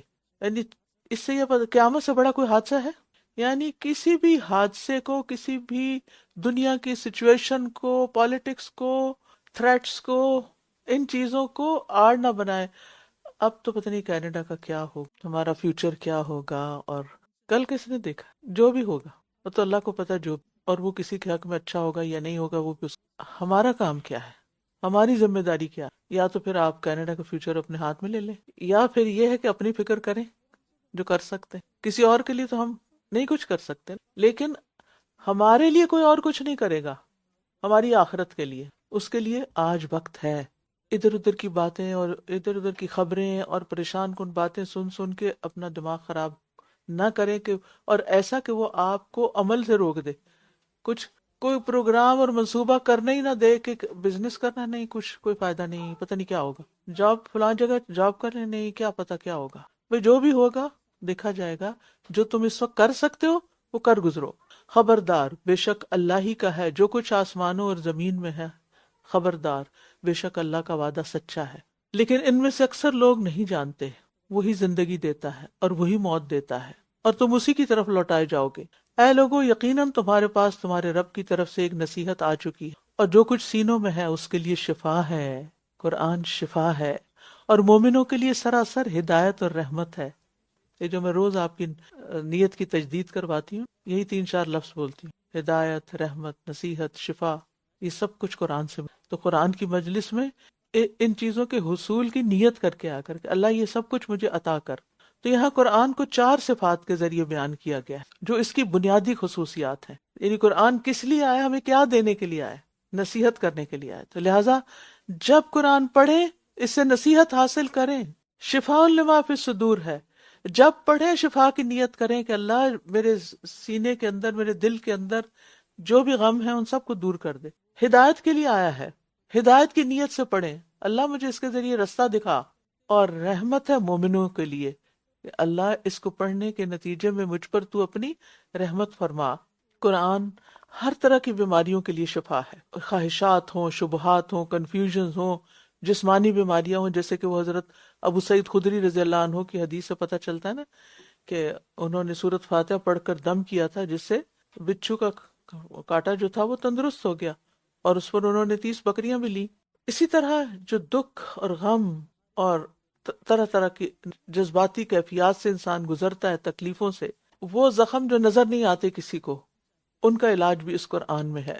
ہدایت بھی اسی سے ملتی ہے، جس نے اس کی پیروی کی وہ ہدایت پہ ہوگا، اور جس نے اس کو چھوڑ دیا وہ گمراہ ہو جائے گا۔ اچھا، ویسے تو یا ایھا الناس کہہ کے سارا کچھ بتا دیا، یہ ساری چیزیں سب کو ملے گی، لیکن رحمت پھر کس کے حصے میں آئے گی؟ جو اس پر ایمان لے آئے گا۔ یعنی رحمت سے مراد وہ بھلائی اور دنیا اور آخرت کا ثواب ہے جو ہدایت یافتہ انسان کو حاصل ہوتا ہے۔ اور ابن قیم کے مطابق قرآن سے شفا حاصل نہ کرنا اس کو چھوڑ دینے کی طرح ہے، یعنی اس سے ہمیں اپنی روحانی، قلبی جسمانی بیماریوں کا علاج کرنا چاہیے۔ کہہ دیجئے یہ اللہ کے فضل اور اس کی رحمت ہی سے تو ہے، کہہ دیجئے یہ اللہ کے فضل اور اس کی رحمت ہی سے ہے تو انہیں اس پر خوش ہونا چاہیے، یعنی یہ اللہ کا فضل ہے، اور یہ ہر اس چیز سے بہتر ہے جسے یہ جمع کر رہے ہیں۔ قرآن کبھی فنا نہ ہونے والی نعمتوں کو حاصل کرنے کا طریقہ بتاتا ہے، اس کا راستہ دکھاتا ہے، اور ہمیں کہا جا رہا ہے کہ خوش ہوں کہ اتنی زیادہ نعمتیں ملنے والی ہیں اس کے ذریعے، اور یہ سب کیا ہے؟ اللہ کا خاص فضل اور اس کی رحمت ہے جو اللہ نے عطا کی ہے، اس کے لیے خوشی کا اظہار کریں، لیکن خوشی کے اظہار کے لیے بدعات ایجاد نہ کریں، جیسے بے جا اسراف، یعنی ختم قرآن کے موقع پر اور بڑے بڑے جلوس اور چراغاں اور پتہ نہیں ایسی محفلیں، وہ لوگ عام طور پر ان سب چیزوں کا اس آیت سے استدلال کرتے ہیں کہ یہ ہم خوش ہو رہے ہیں، قرآن نے کہا خوش ہو جاؤ تو ہم خوش ہو رہے ہیں، تو قرآن نے اور پھر نبی صلی اللہ علیہ وسلم کی سیرت سے ہمیں خوش ہونے کا طریقہ بھی پتہ ہونا چاہیے کہ جس پر قرآن نازل ہوا تھا اس نے کیسے خوشی منائی تھی، اور اللہ کا ہم پر سب سے بڑا فضل اس کتاب کی شکل میں ہوا ہے۔ دنیا کی کوئی نعمت، کوئی مال و متاع اس کا مقابلہ نہیں کرتا۔ قرآن کی وجہ سے بہت سوں کو عزت ملتی اور کچھ کو اللہ تعالیٰ ذلیل و رسوا کرتا ہے۔ مال انسان کی ضرورت ہے، کمائیں، لیکن قرآن کو چھوڑنے کی قیمت پر نہیں، کہ آپ قرآن کے ساتھ کوئی تعلق نہ رکھیں اور صرف مال کماتے رہیں۔ اور پھر آپ دیکھیے کہ یہاں اللہ سبحانہ وتعالیٰ نے ہمیں کہا نا کہ یہ ہر چیز سے بہتر ہے، وہ خیر مما یجمعون۔ اب آپ اپنے دل کا جائزہ لیں، اپنے آپ سے پوچھیں، اپنا محاسبہ کریں کہ مجھے کیا چیز پا کر سب سے زیادہ خوشی ہوتی ہے۔ یعنی ہم میں سے ہر ایک کی خوشی کا ایک معیار ہے نا، یہ ایک تمنا ہے، یہ چیز مجھے مل جائے تو میں بڑی خوش ہوں گی۔ وہ کیا چیز ہے جو آپ خوش ہونے کے لیے حاصل کرنا چاہتے ہیں؟ اگر وہ قرآن نہیں ہے تو پھر خسارہ ہے۔ یاد رکھیے، وہ چیز مل بھی گئی آپ کو تو آپ خوش نہیں رہیں گے، وہ صرف وقتی کیفیت ہوگی، ایک جوش و بال سا آئے گا، اس کے بعد وہ بیٹھ جائے گا، پھر اسی کے اندر تکلیف شروع ہو جائے گی۔ ہم میں سے ہر کوئی خوشی حاصل کرنے کے لیے طرح طرح کے طریقے اختیار کرتے، کچھ لوگ کھا کے خوش ہوتے ہیں، کچھ پہن کے خوش ہوتے ہیں، کچھ دکھا کے خوش ہوتے ہیں، کوئی خواتین زیور خرید کے، ہیرے خرید کے خوش ہوتے، کوئی لڑکے بڑی بڑی گاڑیاں خرید کے خوش ہوتے ہیں، کوئی بہت بڑا گھر خرید کے خوش ہوتے ہیں۔ لیکن اگر وہی آپ کی تمنائیں ہیں اور خوشی کے سامان انہی چیزوں میں رکھے ہوئے ہیں اور ان پر زیادہ خوش ہیں، اور اس کے مقابلے میں قرآن پر آپ خوش نہیں ہیں، تو پھر آپ سوچ لیں کہ آپ کیا کر رہے ہیں۔ اللہ کا حکم ہے اس پر خوش ہوں، اس کے ملنے پر۔ تو ہم سب دیکھیں کہ ہمیں عبادت کر کے زیادہ خوشی ہوتی ہے، قرآن پڑھ کے زیادہ خوشی ہوتی ہے، قرآن پڑھا کے زیادہ خوشی ہوتی ہے، یا کسی اور چیز پر زیادہ خوشی ہوتی ہے؟ اپنے آپ سے روز سوال کریں، میں کس چیز پر خوش ہوتی؟ سارے دن میں وہ کون سا کام ہوتا ہے جو کر کے مجھے واقعی خوشی ہوتی، یا پھر آپ کے کوئی بھی کام نہیں، یعنی کہ آپ کی خوشی ہے ہی کوئی نہیں پھر؟ کیونکہ اگر زندگی میں کوئی خوشی نہیں نا، اس کا مطلب ہے قرآن نہیں ہے زندگی میں، یا وہ دل تک نہیں جا رہا۔ کہہ دیجئے، کیا غور کیا تم نے کہ اللہ نے تمہارے لیے جو رزق اتارا، پھر تم نے اس میں سے کچھ حرام اور کچھ حلال بنا لیا؟ کہہ دیجئے، کیا اللہ نے تمہیں اس کی اجازت دی ہے، یا تم اللہ پر جھوٹ گھڑتے ہو؟ اور جو لوگ اللہ پر جھوٹ گھڑتے ہیں وہ قیامت کے بارے میں کیا گمان رکھتے ہیں؟ بے شک اللہ تو لوگوں پر فضل کرنے والا ہے، لیکن ان میں سے اکثر شکر ادا نہیں کرتے۔ کیوں؟ کیا بتایا میں نے؟ کون شکر ادا نہیں کرتا؟ غبی، کم عقل، کیونکہ وہ نعمتوں کو دیکھ ہی نہیں پاتے۔ تو بات یہ ہے کہ ان اللہ لذو فضل علی الناس، بے شک اللہ لوگوں پر بڑا فضل کرنے والا ہے۔ اسی لیے تو اللہ تعالیٰ نے تمہیں یہ ساری نعمتیں دی ہیں جس سے تم دنیا میں بھی اپنی آرزوئیں، تمنائیں، خواہشات پوری کرتے ہو۔ گھر ہے، اولاد ہے، بیوی ہیں، بچے ہیں، سب، یا پھر والدین بھی زندہ ہیں۔ والدین کا زندہ ہونا بھی اولاد پر اللہ کا فضل ہے، یہ نیکیاں کمانے کا موقع ملا ہوا ہے۔ یعنی بعض اوقات اگر ہمارے بچے شادی ہو گئے، چلے گئے، یا ہوئے ہی نہیں، تو ہم سمجھتے ہیں کہ ہماری زندگی تو خالی ہے، ہم پر تو اللہ کا کوئی فضل نہیں ہوا۔ دوسری طرف ماں باپ زندہ ہیں، اگرچہ بوڑھے ہیں، لیکن ان کی خدمت کا موقع ملے تو کل پتہ چلے گا نا کہ بچے پاس ہوتے تو تمہیں آخرت میں کیا ملتا، اور والدین کی خدمت کر رہے ہو تو اس کے نتیجے میں کیا مل رہا ہے، ابھی نہیں پتہ چلتا، ابھی تو ایک لائبلٹی لگتے ہیں، ذمہ داری لگتے ہیں۔ اسی طرح اگر کسی کو ایسا دل ملا ہے کہ جو دوسروں کی خدمت کرنا چاہتا ہے، دوسروں کی مدد کرنا چاہتا ہے، محتاجوں کے کام آنا چاہتا ہے، تو یہ اس پر اللہ کا فضل ہے۔ लेकिन हम इसको भी फजल नहीं समझते, ये कहते हैं हमारी अपनी खूबी है कोई। ये दरअसल अल्लाह का फजल हुआ। इसी तरह अगर आपकी सेहत अच्छी है, आपके अंदर ताकत और हिम्मत है, आप आसानी से सुन सकते हैं, बोल सकते हैं, बैठ सकते हैं, खड़े हो सकते हैं, अपने पाँव पे चल सकते हैं, ये आप पर अल्लाह का फजल है। अल्लाह आपको सुबह शाम की रोटी देता है, आपके पास इतना है कि अपनी जरूरियात पूरी कर सके, तो ये आप पर अल्लाह का फजल है। वलाकिन्न अक्सरहुम ला यशकुरून, लेकिन अक्सर लोग शुक्र अदा नहीं करते। एक हदीस में आता है जब भी सूरज चढ़ता है, अल्लाह अज़्ज़ा व जल्ला की हर एक मखलूक उसकी तस्बीह बयान करती है, लेकिन शैतान में से और औलाद आदम में से आधा किस्म के लोग नहीं करते। तो अमर इब्न अबसा ने कहते हैं मैंने सवाल किया बनी आदम में से आधा किस्म के लोगों से कौन मुराद है? आपने फरमाया बदतरीन इंसान, या फरमाया अल्लाह की मखलूक में से बदतरीन लोग, यानी जो शुक्र अदा नहीं करते वो कौन है? बदतरीन लोग, बदतरीन लोग। अल्लाह ताला हमें इससे बचाए। नेक्स्ट। وما تكون في شأن وما تتلو منه من قرآن ولا تعملون من عمل إلا كنا عليكم شهودا إذ تفيضون فيه وما يعزب عن ربك من مثقال ذرة في الأرض ولا في السماء ولا أصغر من ذلك ولا أكبر إلا في كتاب مبين ألا إن أولياء الله لا خوف عليهم ولا هم يحزنون الذين آمنوا وكانوا يتقون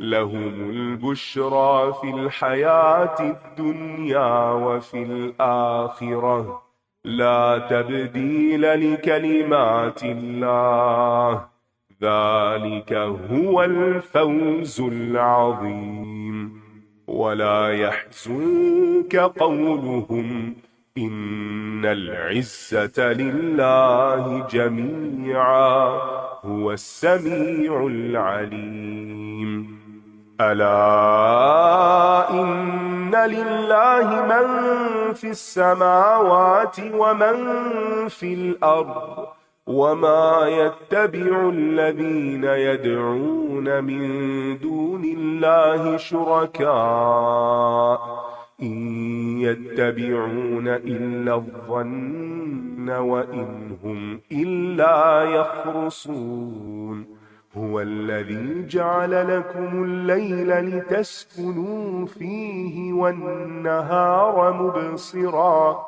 إن في ذلك لآيات لقوم يسمعون قالوا اتخذ الله ولدا سبحانه هو الغني له ما في السماوات وما في الأرض إن عندكم من سلطان بهذا أتقولون على الله ما لا تعلمون قل إن الذين يفترون على الله الكذب لا يفلحون متاع في الدنيا ثم إلينا مرجعهم ثم نذيقهم العذاب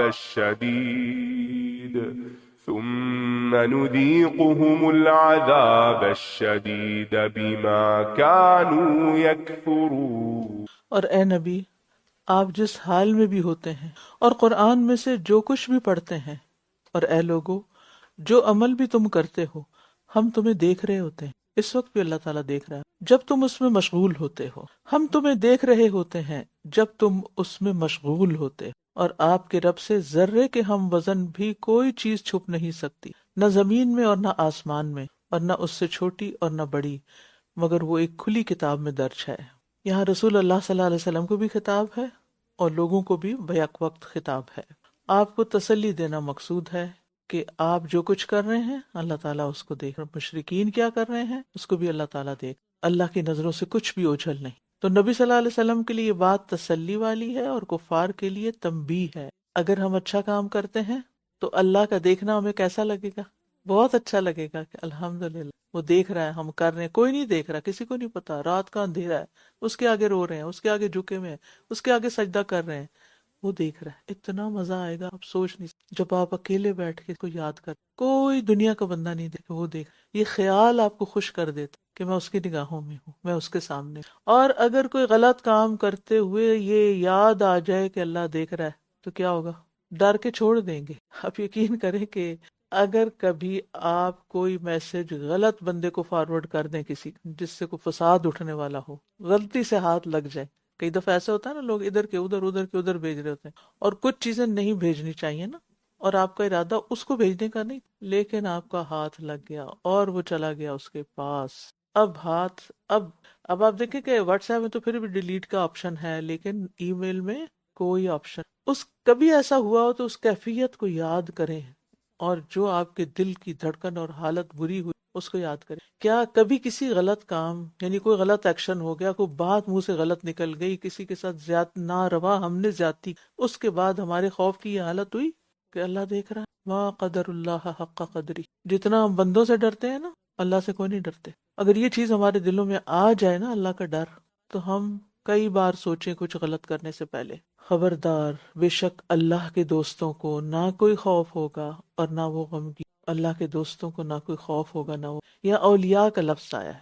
اب دیکھیں کہ دنیا میں ہم جتنی بھی محنتیں، کوششیں کرتے ہیں، تھکتے ہیں، کبھی آپ نے سوچا کہ اس کے پیچھے کیا ریزن ہوتی کہ ہم خوشی حاصل کر سکیں، کسی غم اور تکلیف سے بچ سکیں؟ ابن حزم کہتے ہیں، میں نے غور کیا تو اس نتیجے پہ پہنچا کہ دنیا میں جو شخص کوئی بھی محنت کرتا ہے، اس کے پیش نظر خوشی کا حصول اور خوف و غم سے بچنا ہوتا ہے. تو اللہ سبحانہ تعالیٰ نے اس کا طریقہ بتا دیا ہے کہ یہ اللہ کی ولایت ہی ہے، اللہ کی دوستی، اللہ سے تعلق، جس کے ذریعے تم خوف اور غم سے بچ سکتے ہو. خوف تو مستقبل کا ہوتا ہے، لیکن اگر اللہ ہم سے راضی ہو گیا تو وہاں بھی مسئلہ حل. اور غم ماضی کا ہوتا ہے. تو ایسی صورت میں جب انسان اللہ پہ بھروسہ کرتا ہے، اللہ کی دوستی کا مزہ آ جاتا ہے نا، تو پھر دنیا میں سے کوئی دوست چھوڑ جائے، کوئی انسان بے وفائی کرے، کوئی آپ کا حق نہ دے، کوئی آپ پہ ظلم کر جائے، آپ کو غم نہیں ہوتا. تجربہ کر کے دیکھ، جتنا زیادہ ہم لوگوں کی بے وفائی پہ غمگین ہوتے ہیں، وہ اسی مقدار میں ہوتا ہے جتنا ہم اللہ سے دور ہوتے ہیں. لا تحزن ان اللہ معنا. غم کب جاتا ہے؟ جب یہ احساس قوت پکڑ لیتا ہے کہ اللہ میرے ساتھ ہے، مجھے کوئی غم نہیں، کوئی میرا کچھ بگاڑ نہیں سکتا، وہ میرا رازق ہے، وہ میرا بھی اور میرے بچوں کا بھی اور میرے مستقبل کا بھی وہ ذمہ دار ہے. تو جس کی زندگی میں رب آ جاتا، رب سے دوستی ہو جاتی، آپ اولیاء اللہ بن جاتے ہیں، تو آپ کو خوف اور غم سے نجات مل جاتی ہے. تو ولی کون ہوتا ہے؟ ولی اللہ کون ہوتا ہے؟ جسے دیکھ کے اللہ یاد آ جائے. اور قیامت کے دن بھی اللہ کے ولیوں پر کوئی خوف اور غم نہیں ہوگا. نبی صلی اللہ علیہ وسلم نے فرمایا، اللہ کے بندوں میں کچھ ایسے لوگ بھی ہوں گے، یعنی قیامت کے دن، جو نہ نبی ہوں گے نہ شہید، مگر قیامت کے دن اللہ تعالیٰ کے ہاں بلند مراتب کی وجہ سے انبیاء اور شہداء بھی ان پہ رشک کریں گے. صحابہ نے عرض کیا، اے اللہ کے رسول، ہمیں بتائیے وہ کون لوگ ہیں اتنے خوش قسمت؟ آپ نے فرمایا، یہ وہ لوگ ہوں گے جو آپس میں اللہ کی کتاب کی بنا پر محبت کرتے، ایک دوسرے سے محبت اللہ کی کتاب کی بنا پہ کرتے، حالانکہ ان کا آپس میں کوئی رشتہ نہ تھا یا مالی لین دین نہیں تھا، نہ کوئی رشتہ داری، نہ ہی کوئی بزنس ڈیل. بس اللہ کی قسم، ان کے چہرے پر نور ہوں گے اور وہ لوگ نور پر ہوں گے، نور کے ممبروں پر. جب لوگ خوف زدہ ہو رہے ہوں گے تو انہیں کوئی خوف نہیں ہوگا، جب لوگ غمگین اور پریشان ہو رہے ہوں گے تو انہیں کوئی غم اور پریشانی نہ ہوگی. پھر آپ نے یہ آیت کریمہ تلاوت فرمائی، الا ان اولیاء اللہ لا خوف علیہم ولا هم یحزنون. تو اہل القرآن جو ہوتے ہیں نا، وہ دنیا میں بھی خوش رہتے ہیں. ایسا نہیں کہ غم ان کی زندگی میں ہوتے نہیں، لیکن قرآن ملنے کی، اللہ کی دوستی کی ایسی خوشی آتی ہے کہ وہ غموں کو کھا جاتی ہے اور غم پیچھے کر دیتی ہے. پھر شیطان آتا ہے، وہ اٹھا کے اوپر کرنے لگتا ہے اس کو کہ رکھو اس کو، غمگین کچھ نہ کر سکے، بھول جائے اللہ کی دوستی. اور پھر کیا ہوتا ہے؟ پھر انسان اللہ کو یاد کرتا ہے، پھر قرآن کی مجلس میں حاضر ہوتا ہے، پھر قرآن سنتا ہے، پڑھتا ہے اور پڑھتا جاتا ہے، حتیٰ کہ وہ ہر چیز ختم ہو جاتی ہے. جیسے روز نہانے کی ضرورت ہوتی ہے نا، گرد و غبار پڑ جاتا ہے، آپ کچھ بھی نہ کریں، صاف ستھرے کپڑے پہن کے صرف کوئی اسٹیچو بن کے بیٹھ جائیں، تو اینڈ آف دا ڈے آپ کو پھر صاف ستھرا ہونے کی ضرورت ہوگی۔ ایسے ہی دلوں کا حال ہوتا ہے، اور جتنے چاہے آپ ولی اللہ بن جائیں، آپ کے دلوں پر غبار آتا ہے۔ کیوں آتا ہے؟ یہ بھی اللہ کا فضل ہے، نہ آئے تو ہم پھر قرآن کی طرف کیوں جائیں؟ پھر اگلے دن پھر دھلائی ہو جاتی ہے، پھر اگلے دن تک کچھ نہ کچھ شیطان اثرات ڈال دیتے، پھر دھلائی ہو جاتی۔ تو جو لوگ قرآن سے ہی دور ہوتے ہیں، قرآن کی مجلسوں سے دور ہوتے ہیں، پھر ان کی زندگی میں وہ سکینت کہاں سے آئے گی؟ وہ جو ایمان لائے اور تقوی اختیار کرتے ہیں، یہ ہوتے ہیں اولیاء اللہ۔ ایمان لا کر تقوی یعنی گناہوں سے بچنے والے، پرہیزگار، بہت سی چیزوں سے رک جانے والے، سیلف کنٹرول، نفس حبس النفس رکھنے والے۔ تو گویا جو تقوی والا ہوگا وہی ولی اللہ ہوگا، جس کے اندر تقوی نہیں وہ ولی اللہ نہیں ہو سکتا۔ اور یہ چیز انسان کو اتباع سنت سے ملتی۔ سیرت کا مطالعہ کریں گے تو آپ کو پتہ چلے گا۔ ان کے لیے دنیا کی زندگی میں بھی خوشخبری ہے، دنیا کی زندگی میں بھی اللہ ان کو خوشی دے دے گا۔ ایسا نہیں کہ پریشانیاں ہوں گی نہیں، لیکن ان پریشانیوں میں خوش ہونا جان لیں گے۔ اور آخرت میں بھی اللہ کی باتیں تبدیل نہیں ہو سکتی، یہ سچی بات ہے، اس میں کوئی چینج نہیں ہوگا، فار ایور یہی بات ہے، ہر دور اور ہر زمانے کے لیے اور ہر انسان کے لیے یہی نسخہ ہے۔ یہی بہت بڑی کامیابی ہے۔ اللہ دنیا میں بھی خوشخبریاں دیتا ہے، نیک نامی ہوتی ہے بندے کی، مومنوں کے دلوں میں اس کی محبت ہو جاتی ہے، اچھے اچھے خواب دکھاتا ہے اللہ تعالیٰ اس کو، اور وہ بندہ اللہ کی مہربانیوں کو دیکھنے کے قابل ہو جاتا ہے۔ یہ بہت بڑا انعام ہوتا ہے کہ کوئی شخص یہ نگاہ رکھے، سوچ رکھے کہ اللہ کے کون کون سے فضل ہیں مجھ پر۔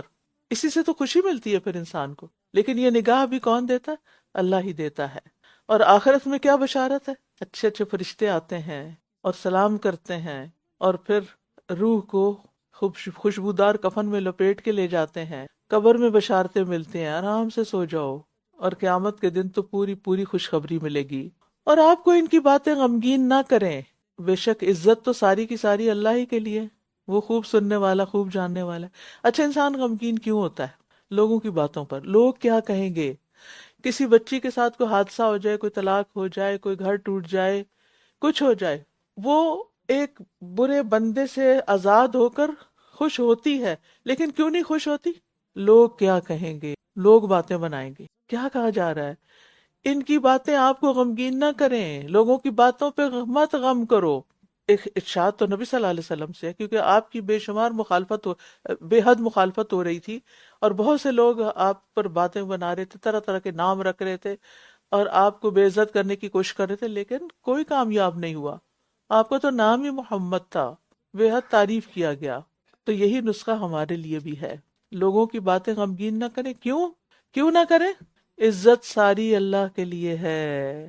جب ہمیں اپنی بے عزتی محسوس ہو نا، تو کیا سوچیں، عزت تو ساری اللہ کے لیے، میں نے کہاں سے لینی تھی کہ میں اس پہ پریشان ہو رہی کہ کسی نے مجھے ذلیل کر دیا۔ کیونکہ یہ جو کسی کو بے عزت کرنے کا وہ جو ہوتا ہے نا کام، یہ بڑا ہی تکلیف دہ ہوتا ہے۔ یعنی انسان اپنی حد تک عزت جو ہے وہ برداشت نہیں کر سکتا۔ مثلاً بھری محفل میں کسی نے آپ کو پوائنٹ آؤٹ کر دیا، کچھ کہہ دیا، کیا ہوتا ہے؟ سارا دن یہی سوچیں گے اس نے مجھے یہ کہہ دیا۔ کسی نے راہ چلتے کوئی چھوٹا سا کمنٹ دے دیا، آج کل تو بڑے نخرے ہیں آپ کے، بس وہ کہہ کے آگے چلے گئے، کراس ہوا صرف، وہ تو پتہ نہیں کہاں چلا گیا، اور آپ غم پال کے دل میں بیٹھ گئے۔ تو اگر آپ غم گے نا، تو ہمارے بہت سارے غم اس چیز کے ساتھ جڑے ہوئے ہیں کہ بےزتی ہو گئی میری۔ شوہر کے ساتھ کیوں ناراضگی ہوتی، کیوں غصہ آتا ہے کہ ٹھیک سے بات نہیں کی اس نے، میری بےزتی کر دی، لوگوں کے سامنے مجھے یہ کہہ دیا۔ تو برے الفاظ، تکلیف دہ باتیں، کسی کا ظلم آپ کو پریشان نہ کرے، کیونکہ ساری عزت تو اللہ ہی کی ہے۔ خبردار، بے شک اللہ ہی کا ہے جو آسمانوں میں ہے اور جو زمین میں ہے۔ اور جو لوگ اللہ کو چھوڑ کر دوسرے شریکوں کو پکارتے ہیں، وہ شریکوں کی پیروی نہیں کر رہے، وہ تو محض گمان کی پیروی کر رہے ہیں۔ یہ تو بس ان کا خیال ہے کہ وہ کچھ کر سکتے ہیں، اور وہ محض قیاس آرائیاں کر رہے ہیں، اور وہ محض قیاس آرائیاں کر رہے ہیں۔ یعنی اللہ کے ساتھ شرک کی کبھی کسی کے پاس کوئی دلیل ہو ہی نہیں سکتی۔ وہی ہے جس نے تمہارے لیے رات بنائی تاکہ تم اس میں سکون حاصل کرو، اور دن کو روشن بنایا۔ بے شک اس میں ان لوگوں کے لیے بہت سی نشانیاں جو سنتے ہیں۔ رات کس لیے؟ سکون حاصل کرو تو رات کو جلدی سو جائیں، اور دن کو روشن بنایا کام کرنے کے لیے، ارلی مارننگ کا سورج دیکھو، سارا دن خوش رہو گے۔ یہ فطرت پر ہونا ہے جسے اللہ نے ہمارے لیے پسند فرمایا ہے، ورنہ سرکیڈین ردم ڈسٹرب ہو جائے گا اور راتوں کو نیند نہیں آئے گی، اور دن کو سو کے ساری اپنی پروڈکٹیوٹی ضائع کر بیٹھو گے، اپنی زندگی برباد کر لو گے، اور آخرت میں سخت ندامت ہوگی کہ یہ اوقات میں کسی اور کام میں لگاتا، کسی کی خدمت کرتا، کسی کے کام آتا، کسی کو کچھ سکھاتا۔ یہ کہتے ہیں کہ اللہ نے بیٹا بنا لیا، وہ پاک ہے، وہی بے نیاز ہے، آسمانوں اور زمین میں جو کچھ ہے اسی کا ہے، اسے بیٹا کیا کرنا ہے جس کے پاس سبھی کچھ ہے۔ تمہارے پاس اس کی کوئی دلیل نہیں، کیا تم اللہ پر وہ باتیں کہتے ہو جو تم جانتے نہیں؟ کہہ دیجئے بے شک جو لوگ اللہ پر جھوٹ گھڑتے ہیں وہ فلاح نہیں پائیں گے، دنیا میں تھوڑا سا فائدہ اٹھانا ہے، پھر ہماری ہی طرف انہیں لوٹنا ہے، پھر ہم انہیں ان کے کفر کی وجہ سے شدید عذاب کا مزہ چکھائیں گے۔ چلیے چھوٹی سی بریک لیتے ہیں اور ہم ریفلیکشنز لیتے ہیں۔ آپ میں سے جو کوئی بات کرنا چاہے موسٹ ویلکم، پھر میں آن لائن چلوں گی۔ جی ہنا کو دیجیے۔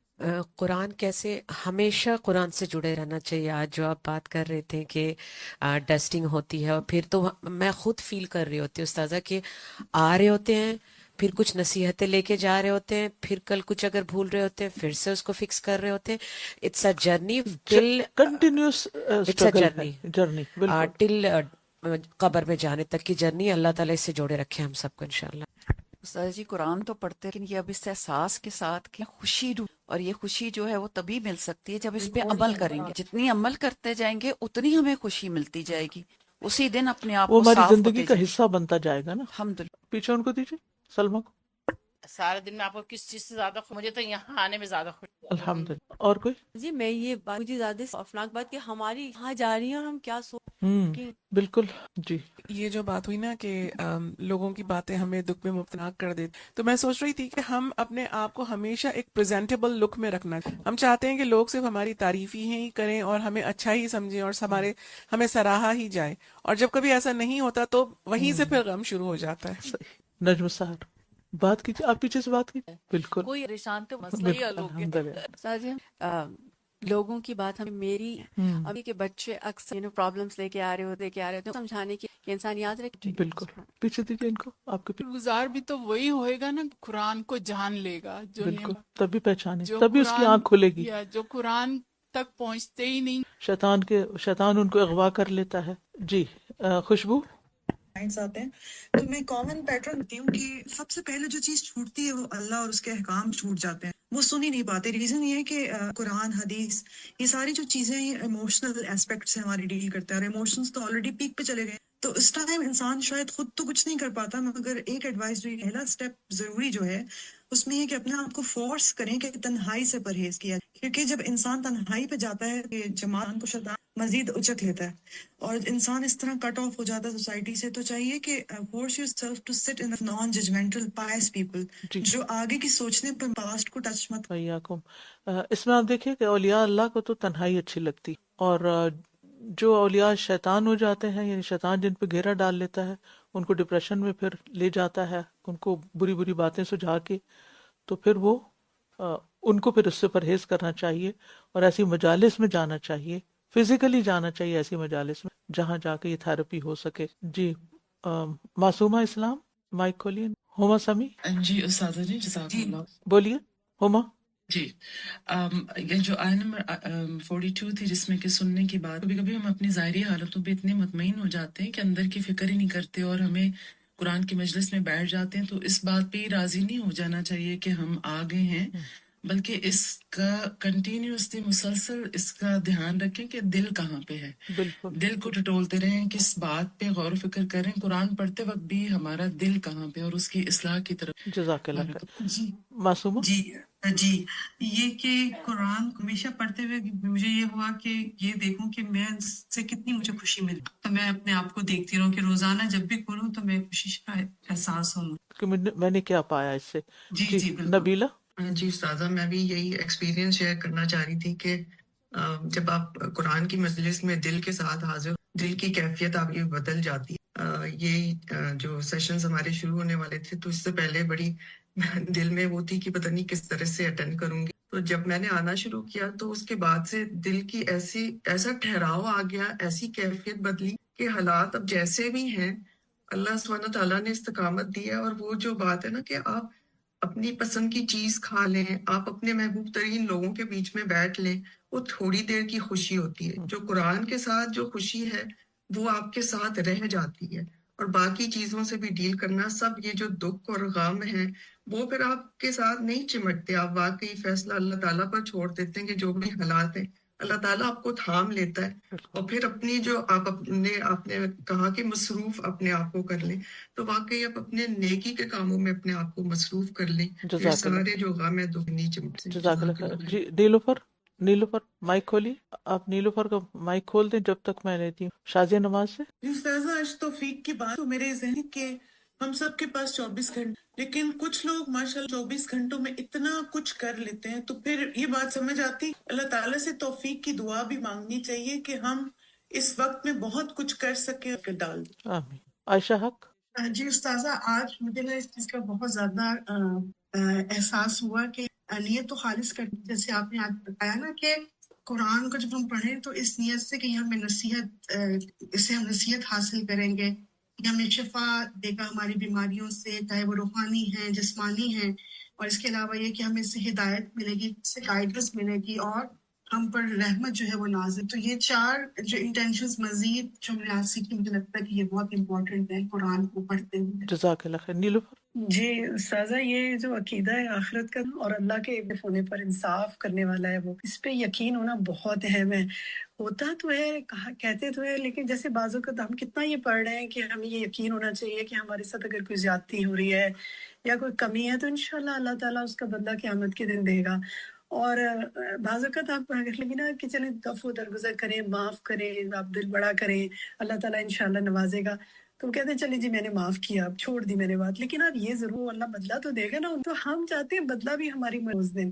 تو ہمیں یہ یقین کیوں نہیں ہے آخر کہ اللہ, یہ نہ ہو کہ اللہ تعالیٰ کہیں ہمیں ہی نہ پکڑ لے, کہ اصل میں تو پکڑ تمہاری ہونی چاہیے تھی, تم نے گڑبڑ کی. اللہ سے انصاف سے زیادہ مجھے تو لگتا ہے رحمت مانگنی چاہیے اس کی. اوکے, جزاک اللہ خیر. اللہ معاف کرے. اوکے, نیکسٹ آگے چلتے ہیں.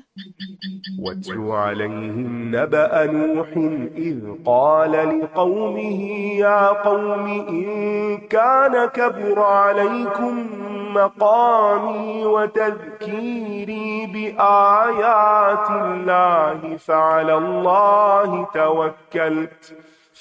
الله توكلت فأجمعوا أمركم وشركاءكم ثم لا يكن أمركم عليكم غمة ثم قضوا إلي ولا تنظرون فإن توليتم فما سألتكم من أجر إن أجري إلا على الله وأمرت أن أكون من المسلمين فكذبوه فنجيناه ومن معه في الفلك وجعلناهم خلائف وأغرقنا الذين كذبوا بآياتنا فانظر كيف كان عاقبة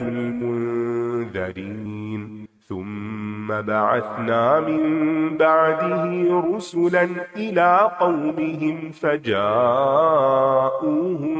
بالبينات فما كانوا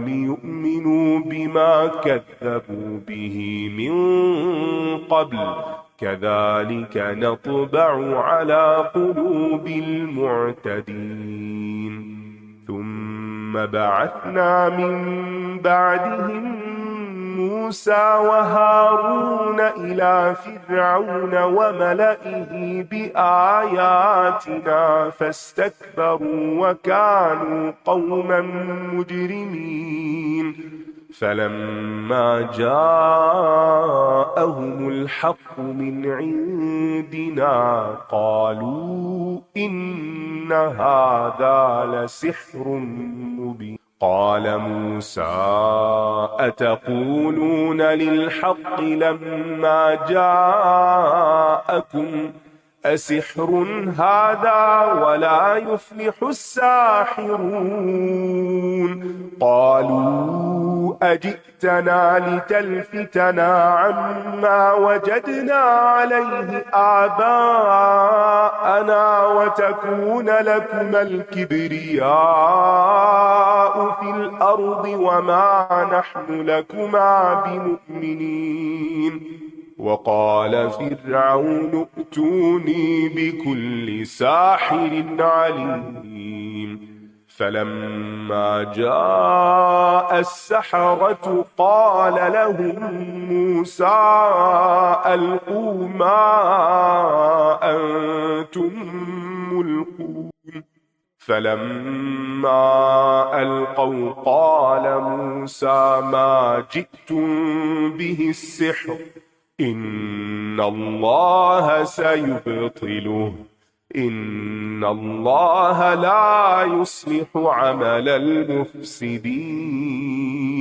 ويحق الله الحق بكلماته ولو كره المجرمون. اور آپ انہیں نوح کی خبر پڑھ سنائیے جب اس نے اپنی قوم سے کہا کہ اے میری قوم، اگر میرا یہاں قیام کرنا اور اللہ کی آیات کے ساتھ نصیحت کرنا تم پر گراں گزرتا ہے تو میں نے اللہ ہی پر توکل کیا ہے، لہٰذا تم اور تمہارے شریک میرے خلاف اپنی تدبیر پختہ کر لو، پھر تمہاری تدبیر تم پر کچھ بھی پوشیدہ نہ رہے، یعنی سوچ سمجھ کے جو کرنا چاہتے ہو فیصلہ کرو، پھر میرے بارے میں فیصلہ کر لو اور مجھے ہرگز مہلت نہ دو.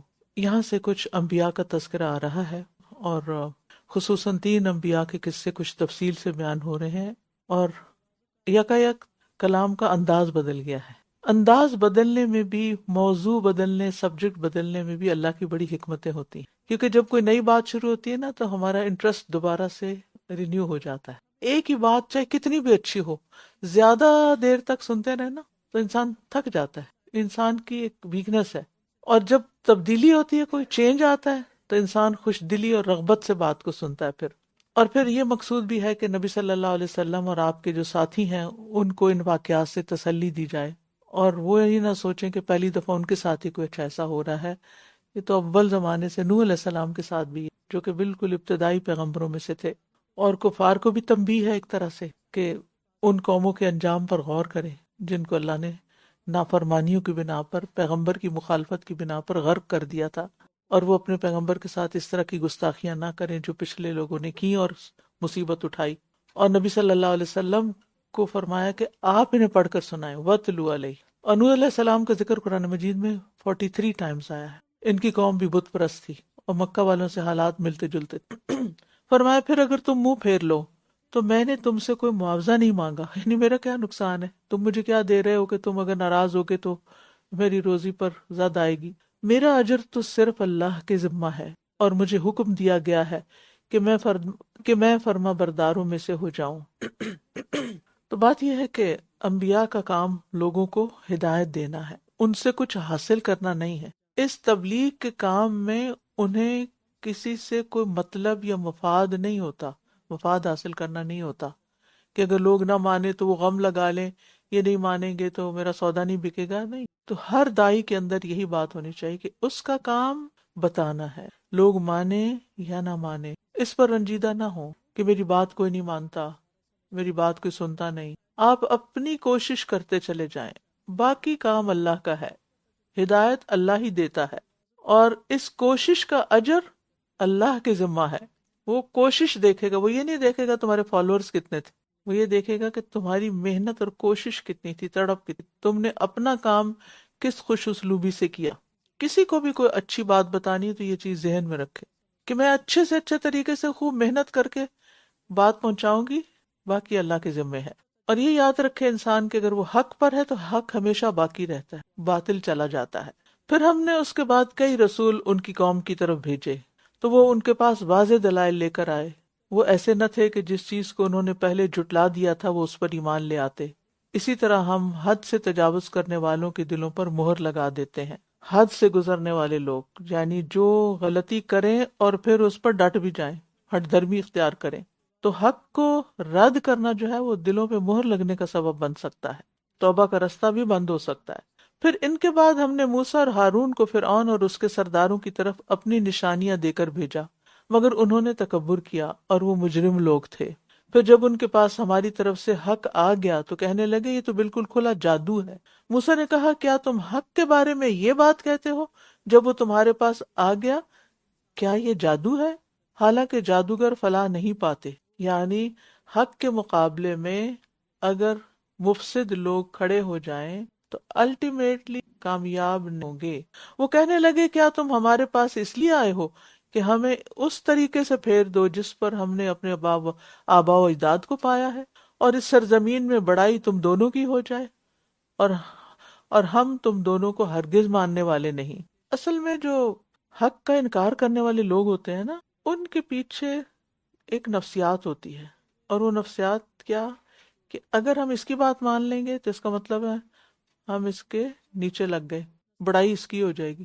اسی لیے آپ دیکھیں کہ ہمیشہ ایلیٹ کلاس جو ہوتی ہے، جو اپنے آپ کو بڑا سمجھتی ہے، وہ پیغمبروں کی بات نہیں مانتی۔ قال الملأ، سب پیغمبروں کا انکار ان کے بڑے بڑے لوگوں نے کیا۔ عام معاشروں میں بھی یہی ہوتا ہے کہ جو مڈل کلاس لوگ ہوتے ہیں یا پھر اس سے بھی کم دنیاوی لحاظ سے، انسانوں کی بنائی ہوئی چیزیں ہیں نا، تقسیم ہے، سمجھنے کے لیے لفظ استعمال کیا، ورنہ میں اس پہ بلیو نہیں کرتی۔ تو ان لوگوں کے اندر وہ چیز اس درجے کی خواہش نہیں ہوتی کہ ہماری کوئی بڑائی چلی جائے، وہ پہلے ہی کچھ نہ کچھ ہمبل ہوتے ہیں، لہٰذا وہ آگے بڑھ جاتے ہیں، وہ بات جلدی مان لیتے۔ لیکن جو دنیاوی اعتبار سے کسی پوزیشن پر ہوتے ہیں، ان کے لیے حق کو ایکسیپٹ کرنا بڑا مشکل ہوتا ہے، کیونکہ ان کو اس کی وجہ سے اپنی پوزیشن جانے کا اندیشہ ہوتا ہے۔ اہل مکہ کا بھی یہ مسئلہ تھا کہ ان نتبع الہدی نتخطف من ارضنا، اگر ہم ہدایت کی پیروی کریں گے تو ہم اپنی زمین میں ہی چک لیے جائیں گے، ہمارا کیا بنے گا۔ اہل کتاب نے کیوں انکار کیا نبی صلی اللہ علیہ وسلم کہ ہماری بڑائی جاتی رہی، ابھی تو داغ بیٹھی ہوئی ہے، یہ سب سے پڑھے لکھے لوگ ہیں، علم قوت ہوتا ہے نا، تو ہماری تو قوت جاتی رہے گی۔ ابلیس کو کیا مسئلہ ہوا تھا کہ سجدہ کروں آدم کو، میری تو بڑائی جاتی رہے گی۔ تو جو بھی ایسے لوگ ہوتے ہیں ان کے دلوں میں بڑا بننے کی خواہش ہوتی ہے، حکمرانی کی محبت ہوتی ہے۔ اسی لیے آپ دیکھیں کہ فرعون کے درباریوں نے موسیٰ علیہ السلام سے کے بارے میں کہا کہ اچھا بڑائی تم دونوں کی ہو جائے، اور پھر یہ ہے کہ تمہیں تمہاری زمین سے نکالنا چاہتا ہے، حالانکہ موسیٰ علیہ السلام نے کہا تھا بنی اسرائیل کو میں اپنے ساتھ لے جاتا ہوں، انہیں جانے دو، آزاد کر دو۔ لیکن فرعون کو سمجھ نہیں آئی اور وہ مقابلے پہ آ گیا، اور فرعون نے کہا میرے پاس ہر ماہر جادوگر کو لے آؤ۔ ماہر جادوگر، جو بھی شخص کسی فیلڈ کا ماہر ہوتا ہے اس کی ایک ویلیو ہوتی ہے، تو اپنے اندر کوئی نہ کوئی مہارت پیدا کریں، کوئی نہ کوئی ایسی قابلیت پیدا کریں کہ آپ دوسروں کی ضرورت بن جائیں۔ ساحر علیم، علم جو ہے نا ایک قوت ہے، اس وقت بھی علم قوت تھی، آج بھی علم قوت ہے۔ آج بھی ترقی یافتہ قوموں کی اگر ترقی کی دیکھیں تو کیا ہے؟ علم ہے۔ اور افسوس کہ اوور آل ساری اسلامی دنیا میں مسلمانوں کے اندر علم ہی کی رغبت، علم کی طرف توجہ ہے، کیونکہ مشکل رستہ ہوتا ہے، تکلیف اٹھانی پڑتی، خواہشات چھوڑنی پڑتی، چھوٹی موٹی پہ ہی راضی ہو جاتے ہیں، بس ٹھیک ہے اتنا ہی، یا علم حاصل کریں گے کہ دنیا مل جائے۔ علم صرف مال کمانے کے لیے نہیں ہوتا، صرف مال انسان کی ضرورت نہیں ہے، انسان کو اس سے آگے بھی بہت کچھ چاہیے ہوتا۔ اس لیے نو میٹر واٹ، آپ زندگی کی کسی بھی سٹیج پر 80 سال کے ہو گئے، تب بھی آپ کو ضرورت ہے کہ ربی زدنی علما پڑھتے رہیں، علم میں اضافہ کرتے رہیں، علم کے سفر سے کبھی بھی نہ رکیں۔ جتنا جتنا علم بڑھتا جائے گا درجے بلند ہوتے جائیں گے۔ افسوس کہ لوگوں کو یہ بات سمجھ نہیں آتی، دنیا میں بھی اور آخرت میں تو ہے ہی، کیونکہ آج بعض لوگ بہانے کرتے ہیں، عمل جو نہیں کرتے تو پھر سیکھنے کا کیا فائدہ؟ بھئی کسی دن تو کوئی مت آ جائے گی نا، سیکھتے رہیں گے تو کچھ چھوڑ دینے سے مت تو نہیں آئے گی۔ پھر جب جادوگر آ گئے تو موسیٰ نے ان سے کہا تم ڈالو جو کچھ تم ڈالنے والے ہو۔ پھر جب انہوں نے رسیاں اور لاٹھیاں ڈال دی تو موسیٰ نے کہا جو کچھ تم لائے ہو یہ جادو ہے، بے شک اللہ اسے جلد باطل کر دے گا، بے شک اللہ فساد کرنے والوں کا کام درست نہیں کرتا۔ کتنا یقین تھا ان کو، یہ جادو ہے، اللہ اسے باطل کر دے گا۔ جب آپ کسی کو کوئی قرآن کی دین کی بات بتاتے ہیں پورے یقین قوت کے ساتھ بتایا کریں یہ سچ ہے، یہ حق ہے، اور لوگوں کی باتیں جو ہے اس کے مقابلے میں کوئی حیثیت نہیں رکھتی، من گھڑت دلائل، خود ساختہ فلسفے کوئی حیثیت نہیں رکھتے۔ اصل سچائی قرآن کی سچائی ہے، नबी सल्लल्लाहु अलैहि वसल्लम के अल्फाज की सच्चाई है, as-सादिक अल-अमीन की बातों में सच्चाई है। और सहाबा कराम झूठ को जानते भी नहीं थे, इतने सच्चे लोग थे, उनके तर्ज जिंदगी में सच्चाई, हक वहां है तो हक की पैरवी करने की जरूरत है। बेशक अल्लाह फसाद करने वालों का काम दुरुस्त नहीं कर, और अल्लाह हक को अपने कलिमात से सच्चा साबित कर दिखाता है, अगरचे मुजरिम नापसंद करें। ये जो आयात है ना, ये जादू के तोड़ में भी बड़ी मुअस्सिर है। फलम्मा अलकौ से लेकर मुजरिमून तक, यानी जिस पर भी नजर बद या जादू वगैरह का असर हो उस पर रिपीटेडली पढ़ें। ये जो किताब आपको मिली है ना, कौन सी, शिफा की आयत, उसमें जो जादू का इलाज लिखा हुआ है ना, उसमें ये आयत भी लिखी हुई, ठीक है। जिसको ये शक हो, वहम हो, तो उसको ये किताब है, इसमें जो भी कोई बीमार है, मुझे ऐसा लगता है हर बंदे की जरूरत है। मैं एक बीमारी से गुजरी थी तो मैंने कुछ चीजें इकट्ठी की थी अपने पढ़ने के लिए कि अल्लाह से मदद हासिल, तो फिर मुझे ख्याल है क्यों ना सबको फायदा पहुंचे, तो वो चीजें जो मैंने पढ़ी वो आपकी खिदमत में हाजिर है। तो इसलिए ये किताब हर घर की जरूरत है, छोटी बीमारी हो बड़ी बीमारी हो, इसमें जो लिखा है पढ़ना शुरू करें। अल्लाह का नाम, अल्लाह ताला फायदा दे। मुझे तो बेहद फायदा हुआ था इन दुआओं से। तो उसमें कुछ चीजें नजर, हसद, जादू वगैरह की भी साथ शामिल कर दी हैं, अगरचे मेरे ऊपर वो मुश्किल नहीं थी, लेकिन आम फायदे के लिए, कि ज्यादा फायदा, क्योंकि ज्यादातर लोग इस वहम का शिकार होते, कोई बीमारी हुई उसको जादू से रिलेट कर दिया या नजर लगी, और नजर तो लगती है, वैसे ये बात है, नबी सल्लल्लाहु अलैहि वसल्लम फरमाया ना कि मेरी उम्मत की अक्सरियत जो है वो नजर की वजह से फौत होगी, उनकी यानी मौत का सबब, सबसे बड़ा सबब नजर है। ओके, इनकी हिफ्स टीचर ने इनसे कहा कि जिन दिनों कुरान याद ना हो ये आयात कसरत से पढ़ें। बच्चे अक्सर ऐसा होता है ना, पढ़ते जाते हैं ऐसे, और बीच में आके वो ब्रेक लगती है कि माँ बाप तंग आ जाते हैं कि मसला क्या हुआ, क्यों नहीं पढ़ रहे, आगे क्यों नहीं चल रहे। तो ये अच्छा नुस्खा, तजर्बे से ये बात साबित हुई। अब आप कहेंगे किधर लिखा हुआ है, तो ये एक्सपीरियंस है। तो कुरान तो सारे शिफा है ना। ओके, बुक स्टोर में अवेलेबल है, बीमारों को तोहफा दें जाके। चलिए आयत 83 से शुरू तिलावत।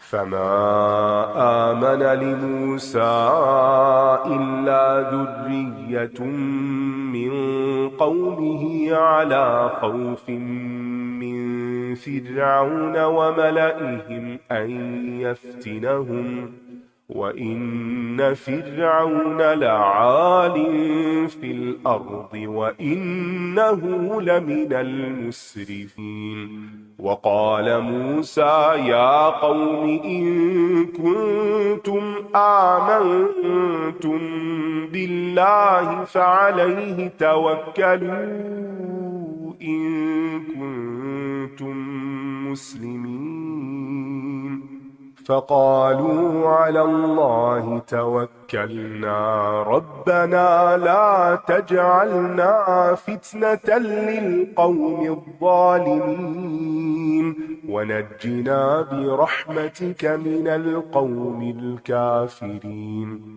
وأوحينا إلى موسى وأخيه أن تبوأ لقومكما بمصر بيوتا واجعلوا بيوتكم قبلة وأقيموا الصلاة وبشر المؤمنين وقال موسى ربنا إنك آتيت فرعون وملأه زينة وأموالا في الحياة الدنيا ربنا ليضلوا عن سبيلك ربنا اطمس على أموالهم واشدد على قلوبهم فلا يؤمنوا حتى يروا العذاب الأليم قال قد أجيبت دعوتكما فاستقيما ولا تتبعان سبيل الذين لا يعلمون وجاوزنا ببني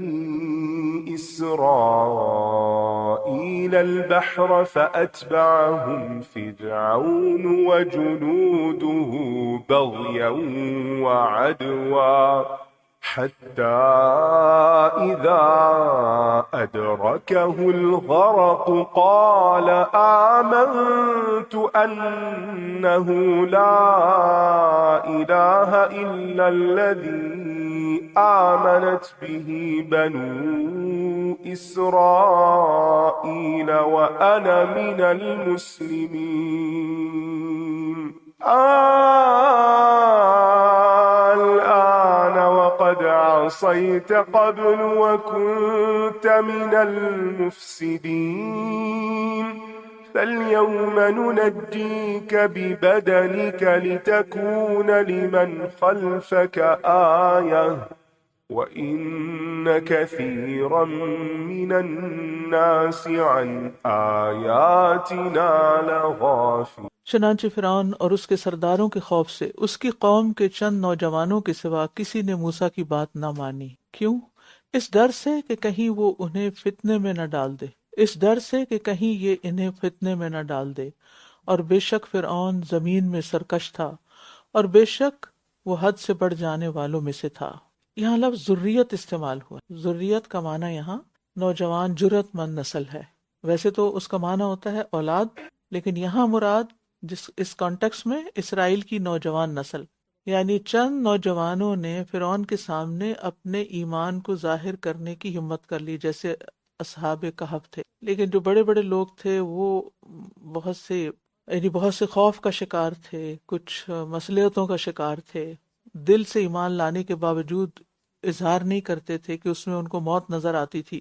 اور طویل مدت کی غلامی نے اور بڑھاپے کی کمزوری نے اور فرعون کے ظلموں نے کثرت سے مشقت لینے نے انہیں بہت پست ہمت بنا دیا۔ یعنی غلامی ایک ایسی چیز ہوتی ہے کہ جس سے قوموں کا ضمیر جو ہے وہ مردہ ہو جاتا، حتیٰ کہ وہ انسان اپنے ایمان کا اظہار کرتے بھی ڈرتا ہے۔ تو یہ نوجوان جو تھے یہ موسیٰ علیہ السلام کے لیے تقویت کا باعث بن گئے۔ لیکن ایک شخص اکیلا ہی صدا دے رہا اور کوئی اس کی ہاں میں ہاں نہ ملائے، اور پھر کچھ نوجوان آئے اور وہ کہیں ہم آپ کے ساتھ، کتنا حوصلہ ہوا ہوگا ان کو۔ انسان کا جتنا بھی اللہ سے تعلق ہو، لیکن انسان کو انسان کی بھی ضرورت ہوتی، انسان کو انسان کے ساتھ اسٹرینتھ ملتی۔ اور یہی سچویشن کچھ مکہ میں بھی تھی۔ نبی صلی اللہ علیہ وسلم پر ایمان لانے والی بھی اکثریت نوجوانوں کی تھی۔ اور ویسے بھی کسی کام کو آگے بڑھانے، کسی لیگیسی کو آگے لے جانے نوجوان خون کی ضرورت ہوتی۔ بڑوں کے اندر تجربہ ہوتا ہے، ایک بزرگی ہوتی ہے، وہ اپنی جگہ فائدہ دیتی ہے، لیکن نوجوانوں کو ویلکم کرنا چاہیے۔ ہمیں اپنی مساجد میں، ہمیں اپنے پروگرامز میں ان کو برداشت کرنا چاہیے۔ بچے کیوں نہیں مساجد میں آتے کہ کوئی نہ کوئی انکل ان کو ڈانٹ دیں گے، ان پہ تنقید کر دیں گے، ان کے لباس پہ بات کر دیں گے۔ وہ خوف سے نہیں آتے، ان کا خوف دور کیجیے، ان کو ویلکم کیجیے، ان کے لیے پروگرام بنائیے، منصوبے بنائیے تاکہ دین کا کام آگے بڑھے، ان کو انکریج کیجیے۔ ٹھیک ہے ان کے پاس بہت علم نہیں ہوگا، حکمت نہیں ہوگی، بہت سی چیزیں وہ لیک کرتے ہوں گے، لیکن وہ وقت کے ساتھ سیکھیں گے نا۔ جب کوئی کسی فیلڈ میں آتا ہے تو گروم کرتا ہے نا، گھر بیٹھ کے تو کوئی گروم نہیں کرتا۔ ان کے اندر پیشن ہوتا ہے اور وہ تھکتے نہیں، بہت کچھ کر جاتے ہیں۔ اس لیے ان کو کام دیجیے، ان کو ذمہ داریاں دیجیے، ان کو آگے بڑھائیے، ان کو انکریج کیجیے، اپریشیٹ کیجیے۔ وہ آپ کے ساتھ مل جائیں گے اور آپ سے بھی آگے نکل جائیں گے۔ اور ہم نے اپنے پیچھے ایسے ہی لوگوں کو چھوڑ کے جانا، ہمارا تو ہر دن آگے کو جا رہا ہے نا، یہ تو بونس پہ جی رہے ہیں نا ہم بڑے۔ تو آگے اس کام کو نوجوان نسل نہیں سنبھالنا ہے، اس لیے اس کو ایک سرمایہ سمجھے، لیکن صبر کے ساتھ ہی یہ کام ہو اور منصوبہ بندی کے ساتھ۔ اور موسیٰ نے کہا، اے میری قوم، اگر تم واقعی اللہ پر ایمان لائے ہو تو اسی پر توکل کرو، اگر تم فرما بردار ہو، یعنی اگر تم فرما بردار ہو تو توکل کرو۔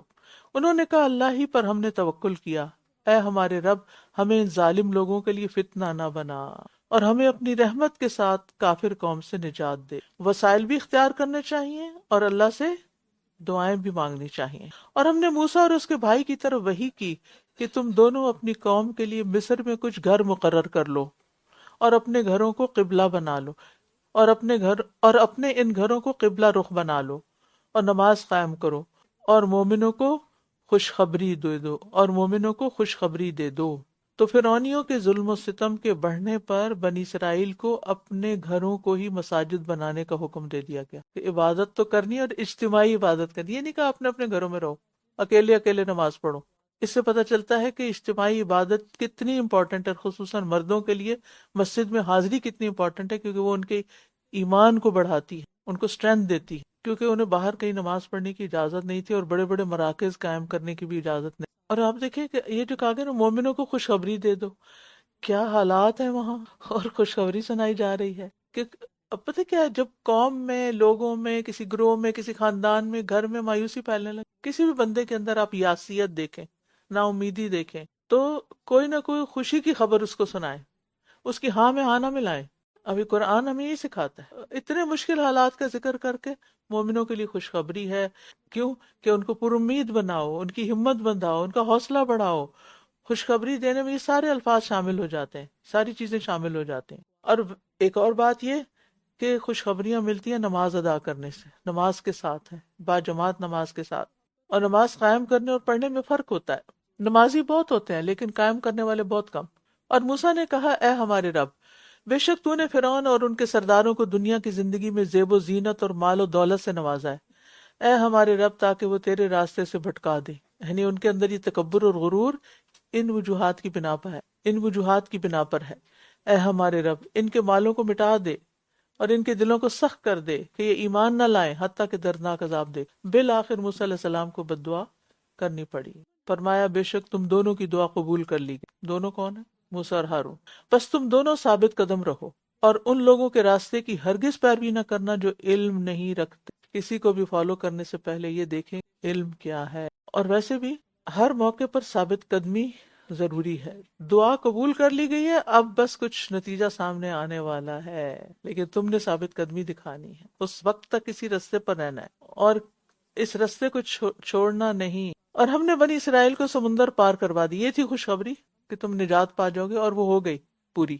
تو فرعون اور اس کے لشکروں نے سرکشی اور زیادتی کرتے ہوئے ان کا پیچھا کیا، یہاں تک کہ جب وہ ڈوبنے لگا تو بولا، میں ایمان لے آیا اس رب پر جس پر بنی اسرائیل ایمان لائے، کہ بے شک اس کے سوا کوئی معبود نہیں، اور میں فرما برداروں میں سے ہوں، میں مسلمان ہوں۔ یہ ڈوبتے ہوئے فرعون نے اسلام قبول کر لیا، لیکن وہ اللہ نے قبول نہیں کیا۔ کیا اب ایمان لاتا ہے حالانکہ اس سے پہلے تو نافرمانی کرتا رہا اور تو فساد کرنے والوں میں سے تھا؟ تو انسان کو وقت پر ہی، مہلت کے اندر ہی توبہ کر لینی چاہیے۔ وقت گزر گیا تو توبہ قبول نہیں ہوگی، نیکیاں قبول نہیں ہوں گی۔ بس آج ہم تجھے تیرے بدن سمیت نجات دیں گے تاکہ تو اپنے بعد والوں کے لیے عبرت کی ایک نشانی بن جائے، اور بلا شبہ بہت سے لوگ ہماری آیات سے غافل ہیں۔ اللہ نے فرعون کو ڈبویا لیکن اس کی لاش کو محفوظ رکھا، آج بھی وہ موجود ہے اور آج بھی لوگوں کے لیے عبرت کی نشانی ہے، لیکن لوگ اس کو تفریح کا ذریعہ بنائے ہوئے، پرائیڈ کا ذریعہ بنائے ہوئے، پیسے کمانے کا، ٹکٹ لگا کر پیسے کمانے، اور بے شک بہت سے لوگ ہماری آیات سے غافل ہیں، یعنی اصل سبق نہیں سیکھتے اس کو دیکھ کر۔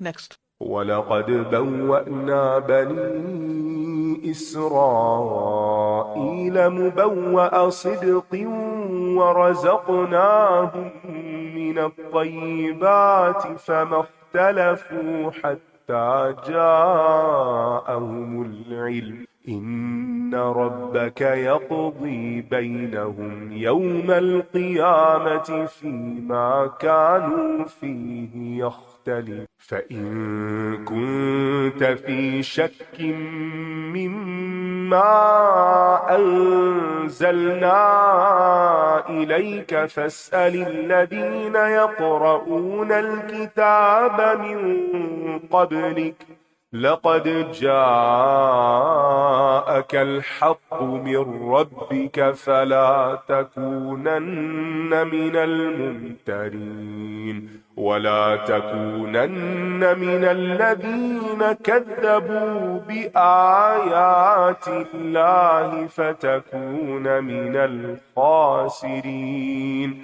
إِنَّ الَّذِينَ حَقَّتْ عَلَيْهِمْ كَلِمَةُ رَبِّكَ لَا يُؤْمِنُونَ وَلَوْ جَاءَتْهُمْ كُلُّ آيَةٍ حَتَّى يَرَوْا الْعَذَابَ الْأَلِيمَ فَلَوْلَا كَانَتْ قَرْيَةٌ آمَنَتْ فَنَفَعَهَا إِيمَانُهَا إِلَّا قَوْمَ يُونُسَ لَمَّا آمَنُوا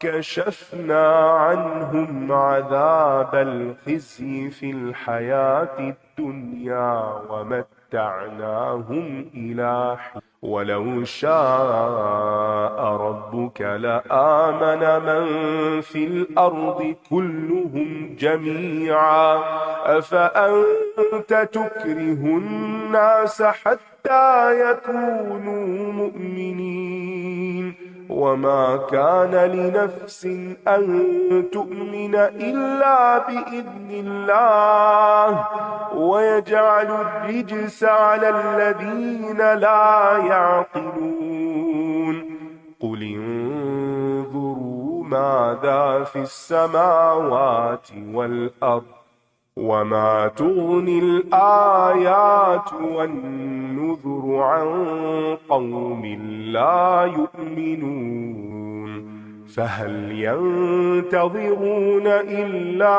مثل أيام الذين خلوا من قبلهم قل فانتظروا إني معكم من المنتظرين ثم ننجي رسلنا والذين آمنوا كذلك حقا علينا ننجي المؤمنين. اور بلا شبہ ہم نے بنی اسرائیل کو بہت عمدہ ٹھکانہ دیا اور ہم نے انہیں پاکیزہ چیزوں سے رزق دیا، تو انہوں نے دین میں باہم اختلاف نہ کیا یہاں تک کہ ان کے پاس علم آ گیا۔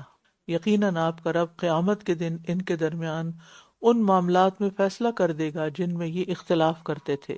علم آپس کے اختلافات ختم کرتا ہے، لیکن کچھ لوگ علم کو مس یوز کرتے ہیں اور علم کی بنا پر اپنی بڑائی جتانا چاہتے ہیں اور وہ لوگوں کے ساتھ اختلاف شروع کر دیتے۔ اب دیکھیے آج بھی ایسے ٹی وی شوز اور ایسے پروگرام بہت ہٹ ہوتے ہیں جن میں لوگ ایک دوسرے سے اختلاف کر رہے ہوتے ہیں اور ایک دوسرے کے خلاف آرگیومنٹس لا رہے ہوتے ہیں، اور مقصد کیا ہوتا ہے؟ اپنی علمیت دھاک بٹھانا، علم کا روب جمانا۔ تو علم طاقت ہے، نعمت ہے، بلیسنگ ہے، اگر مس یوز کریں گے تو بہت بڑی آفت بھی ہے۔ پھر اگر آپ اس بارے میں کسی شک میں ہیں جو ہم نے آپ کی طرف نازل کیا، پھر اگر آپ اس بارے میں کسی شک میں ہیں جو ہم نے آپ کی طرف نازل کیا، تو ان لوگوں سے پوچھ لیجئے جو آپ سے پہلے کتاب پڑھتے ہیں، یقیناً آپ کے پاس آپ کے رب کی طرف سے حق آیا ہے، بس آپ ہرگز شک کرنے والوں میں سے نہ ہوں۔ رسول اللہ صلی اللہ علیہ وسلم کو خطاب ہے اور آپ کے ذریعے باقی سب لوگوں کو بھی مخاطب کیا جا رہا ہے۔ یہاں اللہ کی نازل کردہ وحی میں شک کا علاج بتایا گیا ہے، اور شک کا علاج کیا ہے؟ اہل علم سے تحقیق کر لو، اہل علم سے سوال پوچھ، اور سوال جو ہے اگر درست ہو اور جواب درست ملے تو اس سے انسان کے یقین میں اضافہ ہوتا ہے۔ اور آپ ہرگز ان لوگوں میں شامل نہ ہوں جنہوں نے اللہ کی آیات کو جھٹلایا، ورنہ آپ خسارہ پانے والوں میں سے ہو جائیں گے۔ بے شک وہ لوگ جن پر آپ کے رب کی بات ثابت ہو چکی وہ ایمان نہیں لائیں گے۔ جب شک پیدا ہوتا ہے نا اور اس کا ازالہ نہ کیا جائے تو وہ بڑھتے بڑھتے اختلاف اور جنگ و جدل کی شکل اختیار کر لیتا، یعنی ایسا شخص دلیل بازیوں پہ اتر آتا ہے اور جھگڑا شروع کر دیتا ہے، اور پھر بعض اوقات ضد میں آ کے اللہ کی آیات تک کا انکار کر دیتا ہے، اگرچہ ان کے پاس ہر نشانی آ جائے، حتیٰ کہ یہ دردناک عذاب دیکھ لیں، پھر بھی یعنی یہ پچھلی آیت سے متعلق، بے شک وہ لوگ جن پر آپ کے رب کی بات ثابت ہو چکی وہ ایمان نہیں لائیں گے، اگرچہ ان کے پاس ہر نشانی آ جائے، حتیٰ کہ یہ دردناک عذاب دیکھ لیں۔ اور اگر آپ کا رب چاہتا تو جو لوگ زمین میں ہیں سب کے سب اکٹھے ایمان لے آتے۔ پھر کوئی بستی ایسی کیوں نہ ہوئی جو ایمان لائی ہو اور اس کے ایمان نے اسے نفع دیا ہو سوائے قوم یونس کے۔ جب وہ ایمان لے آئے تو ہم نے ان سے دنیا کی زندگی میں رسوائی کا عذاب ہٹا دیا اور ہم نے انہیں ایک مدت تک فائدہ دیا۔ یعنی عاجزی اور انکساری مصیبتوں کو ٹالنے کا ذریعہ ہے، جیسے قوم یونس سے مصیبت ٹل گئی ان کی ہوزاری کی وجہ سے۔ اگر آپ کا رب چاہتا تو جو لوگ زمین میں ہیں کہ سب اکٹھے ایمان لے آتے، کیا بھلا آپ لوگوں کو مجبور کریں گے حتیٰ کہ وہ مومن بن جائیں؟ اللہ تعالیٰ کی مشیت ہے کہ لوگ بصیرت کی بنا پہ ایمان لائیں، نہ کہ جبرن، اور کسی نفس کے لیے ممکن نہیں کہ وہ اللہ کے اذن کے بغیر ایمان لائے، اور وہ ان لوگوں پر گندگی ڈال دیتا ہے جو عقل سے کام نہیں، جو سمجھنا نہیں چاہتے، پھر اللہ توفیق بھی چھین لیتا ہے۔ کوئی بھی نعمت چھوٹی ہو یا بڑی اللہ کے اذن سے ہی ہے، اللہ ہی کے ہاتھ میں ہے، حتیٰ کہ ایمان بھی اللہ کے اذن سے ہی، نماز کی توفیق بھی اللہ ہی دیتا ہے، اور وہ کس کو دیتا ہے؟ جس کے اندر کوئی طلب ہو۔ کہہ دیجئے تم دیکھو کہ آسمانوں اور زمین میں کیا کچھ ہے، اور نشانیاں اور ڈراوے ان لوگوں کو کچھ فائدہ نہیں دیتی، اور ان لوگوں کو کچھ فائدہ نہیں دیتے جو ایمان نہیں لاتے. تو اس سے کیا پتہ چلتا ہے کہ اللہ کی تخلیق جو ہے اس میں غور و فکر کرنا انسان کو حق کی طرف لے جاتا ہے، ایمان کی طرف لے جاتا ہے. تو کیا یہ ان لوگوں جیسے واقعات کا انتظار کر رہے ہیں جو ان سے پہلے گزر چکے ہیں؟ آپ کہہ دیجئے بس انتظار کرو، یقیناً میں بھی تمہارے ساتھ انتظار کرنے والوں میں سے ہوں. پھر ہم اپنے رسولوں کو اور ان لوگوں کو جو ایمان لائے نجات دیتے ہیں. اسی طرح ہم پر حق ہے کہ ہم مومنوں کو نجات دیں. اور یہ آیت بھی ہر زمانے کے، ہر ملک، ہر دور کے لوگوں کے لیے، مومنوں کے لیے ہے. کذالک حقا علینا ننجی المؤمن، یعنی اپنے دوستوں کی مدد کرنا اللہ کے ذمے ہے. اور اس سے پتہ چلتا ہے کہ نیک اعمال صالحہ نجات کا ذریعہ بنتے ہیں. جیسے گناہ انسان کو موت کے وقت بے یار و مددگار چھوڑ دیتے، ایسے ہی نیک عمل نجات کا سبب بنتے ہیں. تو ہمیں بھی سوچنا چاہیے کہ ہمارے پاس وہ کون سا عمل ہے جو ہماری نجات کا سبب بن سکتا ہے. اللہ سے توفیق مانگنا چاہیے. اللہم وفقنا لما تحب و ترضى. کچھ کر جائیں اس زندگی میں جو آگے کام آئے. نیکسٹ. قل يا أيها الناس إن كنتم في شك من ديني فلا أعبد الذين تعبدون من دون الله ولكن أعبد الله الذي يتوفاكم وأمرت أن أكون من المؤمنين وأن أقم وجهك للدين حنيفا ولا تكونن من المشركين ولا تدع من دون الله ما لا ينفعك ولا يضرك فإن فعلت فإنك إذا من الظالمين وإن يمسسك الله بضر فلا كاشف له إلا هو وإن يردك بخير فلا راد لفضله يصيب به من يشاء من عباده وهو الغفور الرحيم. قل يا أيها الناس قد جاءكم الحق من ربكم فمن اهتدى فإنما يهتدي لنفسه ومن ضل فإنما يضل عليها وما أنا عليكم بوكيل. واتبع ما يوحى إليك واصبر حتى يحكم الله وهو خير الحاكمين. کہہ دیجئے اے لوگو، اگر تم میرے دین کے بارے میں کسی شک میں ہو تو میں ان کی عبادت نہیں کرتا جن کی تم اللہ کو چھوڑ کر عبادت کرتے ہو، لیکن میں تو اس اللہ کی عبادت کرتا ہوں جو تمہیں فوت کرتا ہے. فوت تو ہر ایک نے ہونا ہے نا. وہ کون ہے جو روح لے جاتا ہے. اور مجھے حکم دیا گیا ہے کہ میں ایمان لانے والوں میں سے ہو جاؤں. تو موت ہر ذی روح کو آئے گی، اور جب آئے گی تو ٹلے گی نہیں، اور وہ ہر ایک کے لیے ناگوار بھی ہوتی ہے. اور یہ کہ آپ اپنا چہرہ یکسو ہو کر دین کی طرف قائم رکھیے، یعنی اپنی توجہ دین کی طرف رکھیے. لوگ جو بھی کرتے ہیں وہ ان کا مسئلہ ہے، اور آپ ہرگز ان لوگوں میں شامل نہ ہوں جو مشرک ہیں، یعنی کسی کے دباؤ میں بھی نہیں آنا. یہ ہمارے رب کا مطالبہ ہم سب سے ہے کہ اپنے دین پر فوکس رکھیں، اس کو کسی حال میں نہ چھوڑیں، اور اللہ کو چھوڑ کر اس کو نہ پکاریے جو نہ آپ کو نفع دے سکتا اور نہ نقصان.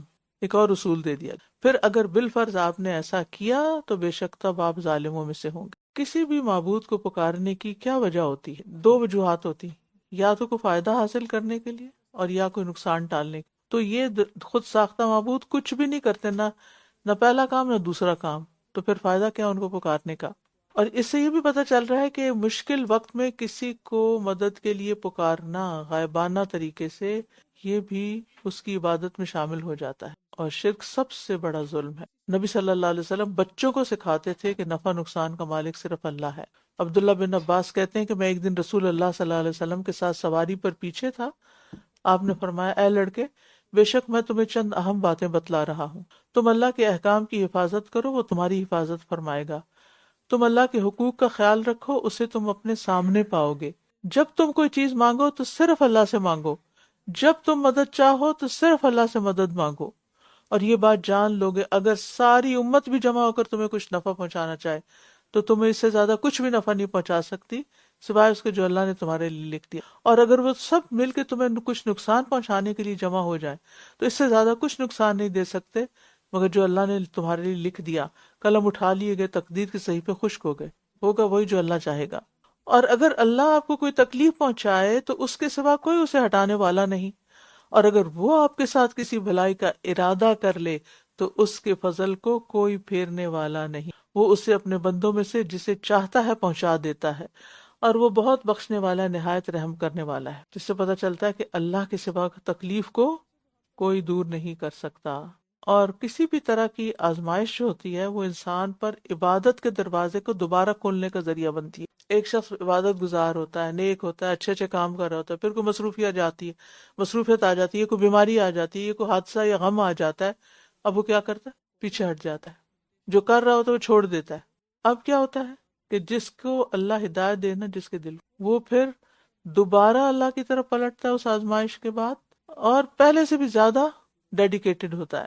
کہہ دیجئے ہاں یہ جو آیت ہے نا، جب مایوسی طاری ہونے لگتی اس کو لکھ کے رکھ لیں کہیں، اس کو بار بار پڑھیں. کیا ہے اس میں؟ اگر اللہ آپ کو کوئی تکلیف پہنچائے تو اس کے سوا کوئی ہٹانے والا نہیں ہے. مطلب اگر میری زندگی میں تکلیف آ گئی ہے تو اللہ نے ہی ہٹانی ہے. اور اگر وہ میرے ساتھ بھلائی کا ارادہ کر لے تو کوئی اس کے فضل کو پھیر نہیں سکتا، کوئی کچھ نہیں بگاڑ سکتا. اپنے بندوں میں سے جسے چاہتا ہے وہ بھلائی پہنچا دیتا ہے، اس کے لیے کچھ مشکل نہیں. کہہ دیجئے اے لوگو، یقیناً تمہارے پاس تمہارے رب کی طرف سے حق آ چکا ہے. تو جس نے ہدایت پائی تو بے شک وہ اپنی ہی ذات کے فائدے کے لیے ہدایت پائے گا، اور جو گمراہ ہوا تو بے شک اس کی گمراہی کا وبال اسی پر ہوگا. اور میں تم پر کوئی نگران نہیں ہوں، اور جو کچھ آپ پر وحی کیا گیا ہے آپ اس کی پیروی کیجیے اور صبر سے کام لیجیے یہاں تک کہ اللہ فیصلہ کر دے، اور وہ سب فیصلہ کرنے والوں سے بہتر ہے. تو انبیاء اللہ کی اطاعت اور گناہ سے بچنے پر صبر کرتے ہیں، کیونکہ وحی کا پیروکار جو ہوتا ہے اس پر آزمائش آتی ہے، خاص طور پر فتنوں کے زمانے میں. اللہ تعالیٰ ہم سب کو اس سے محفوظ رکھے.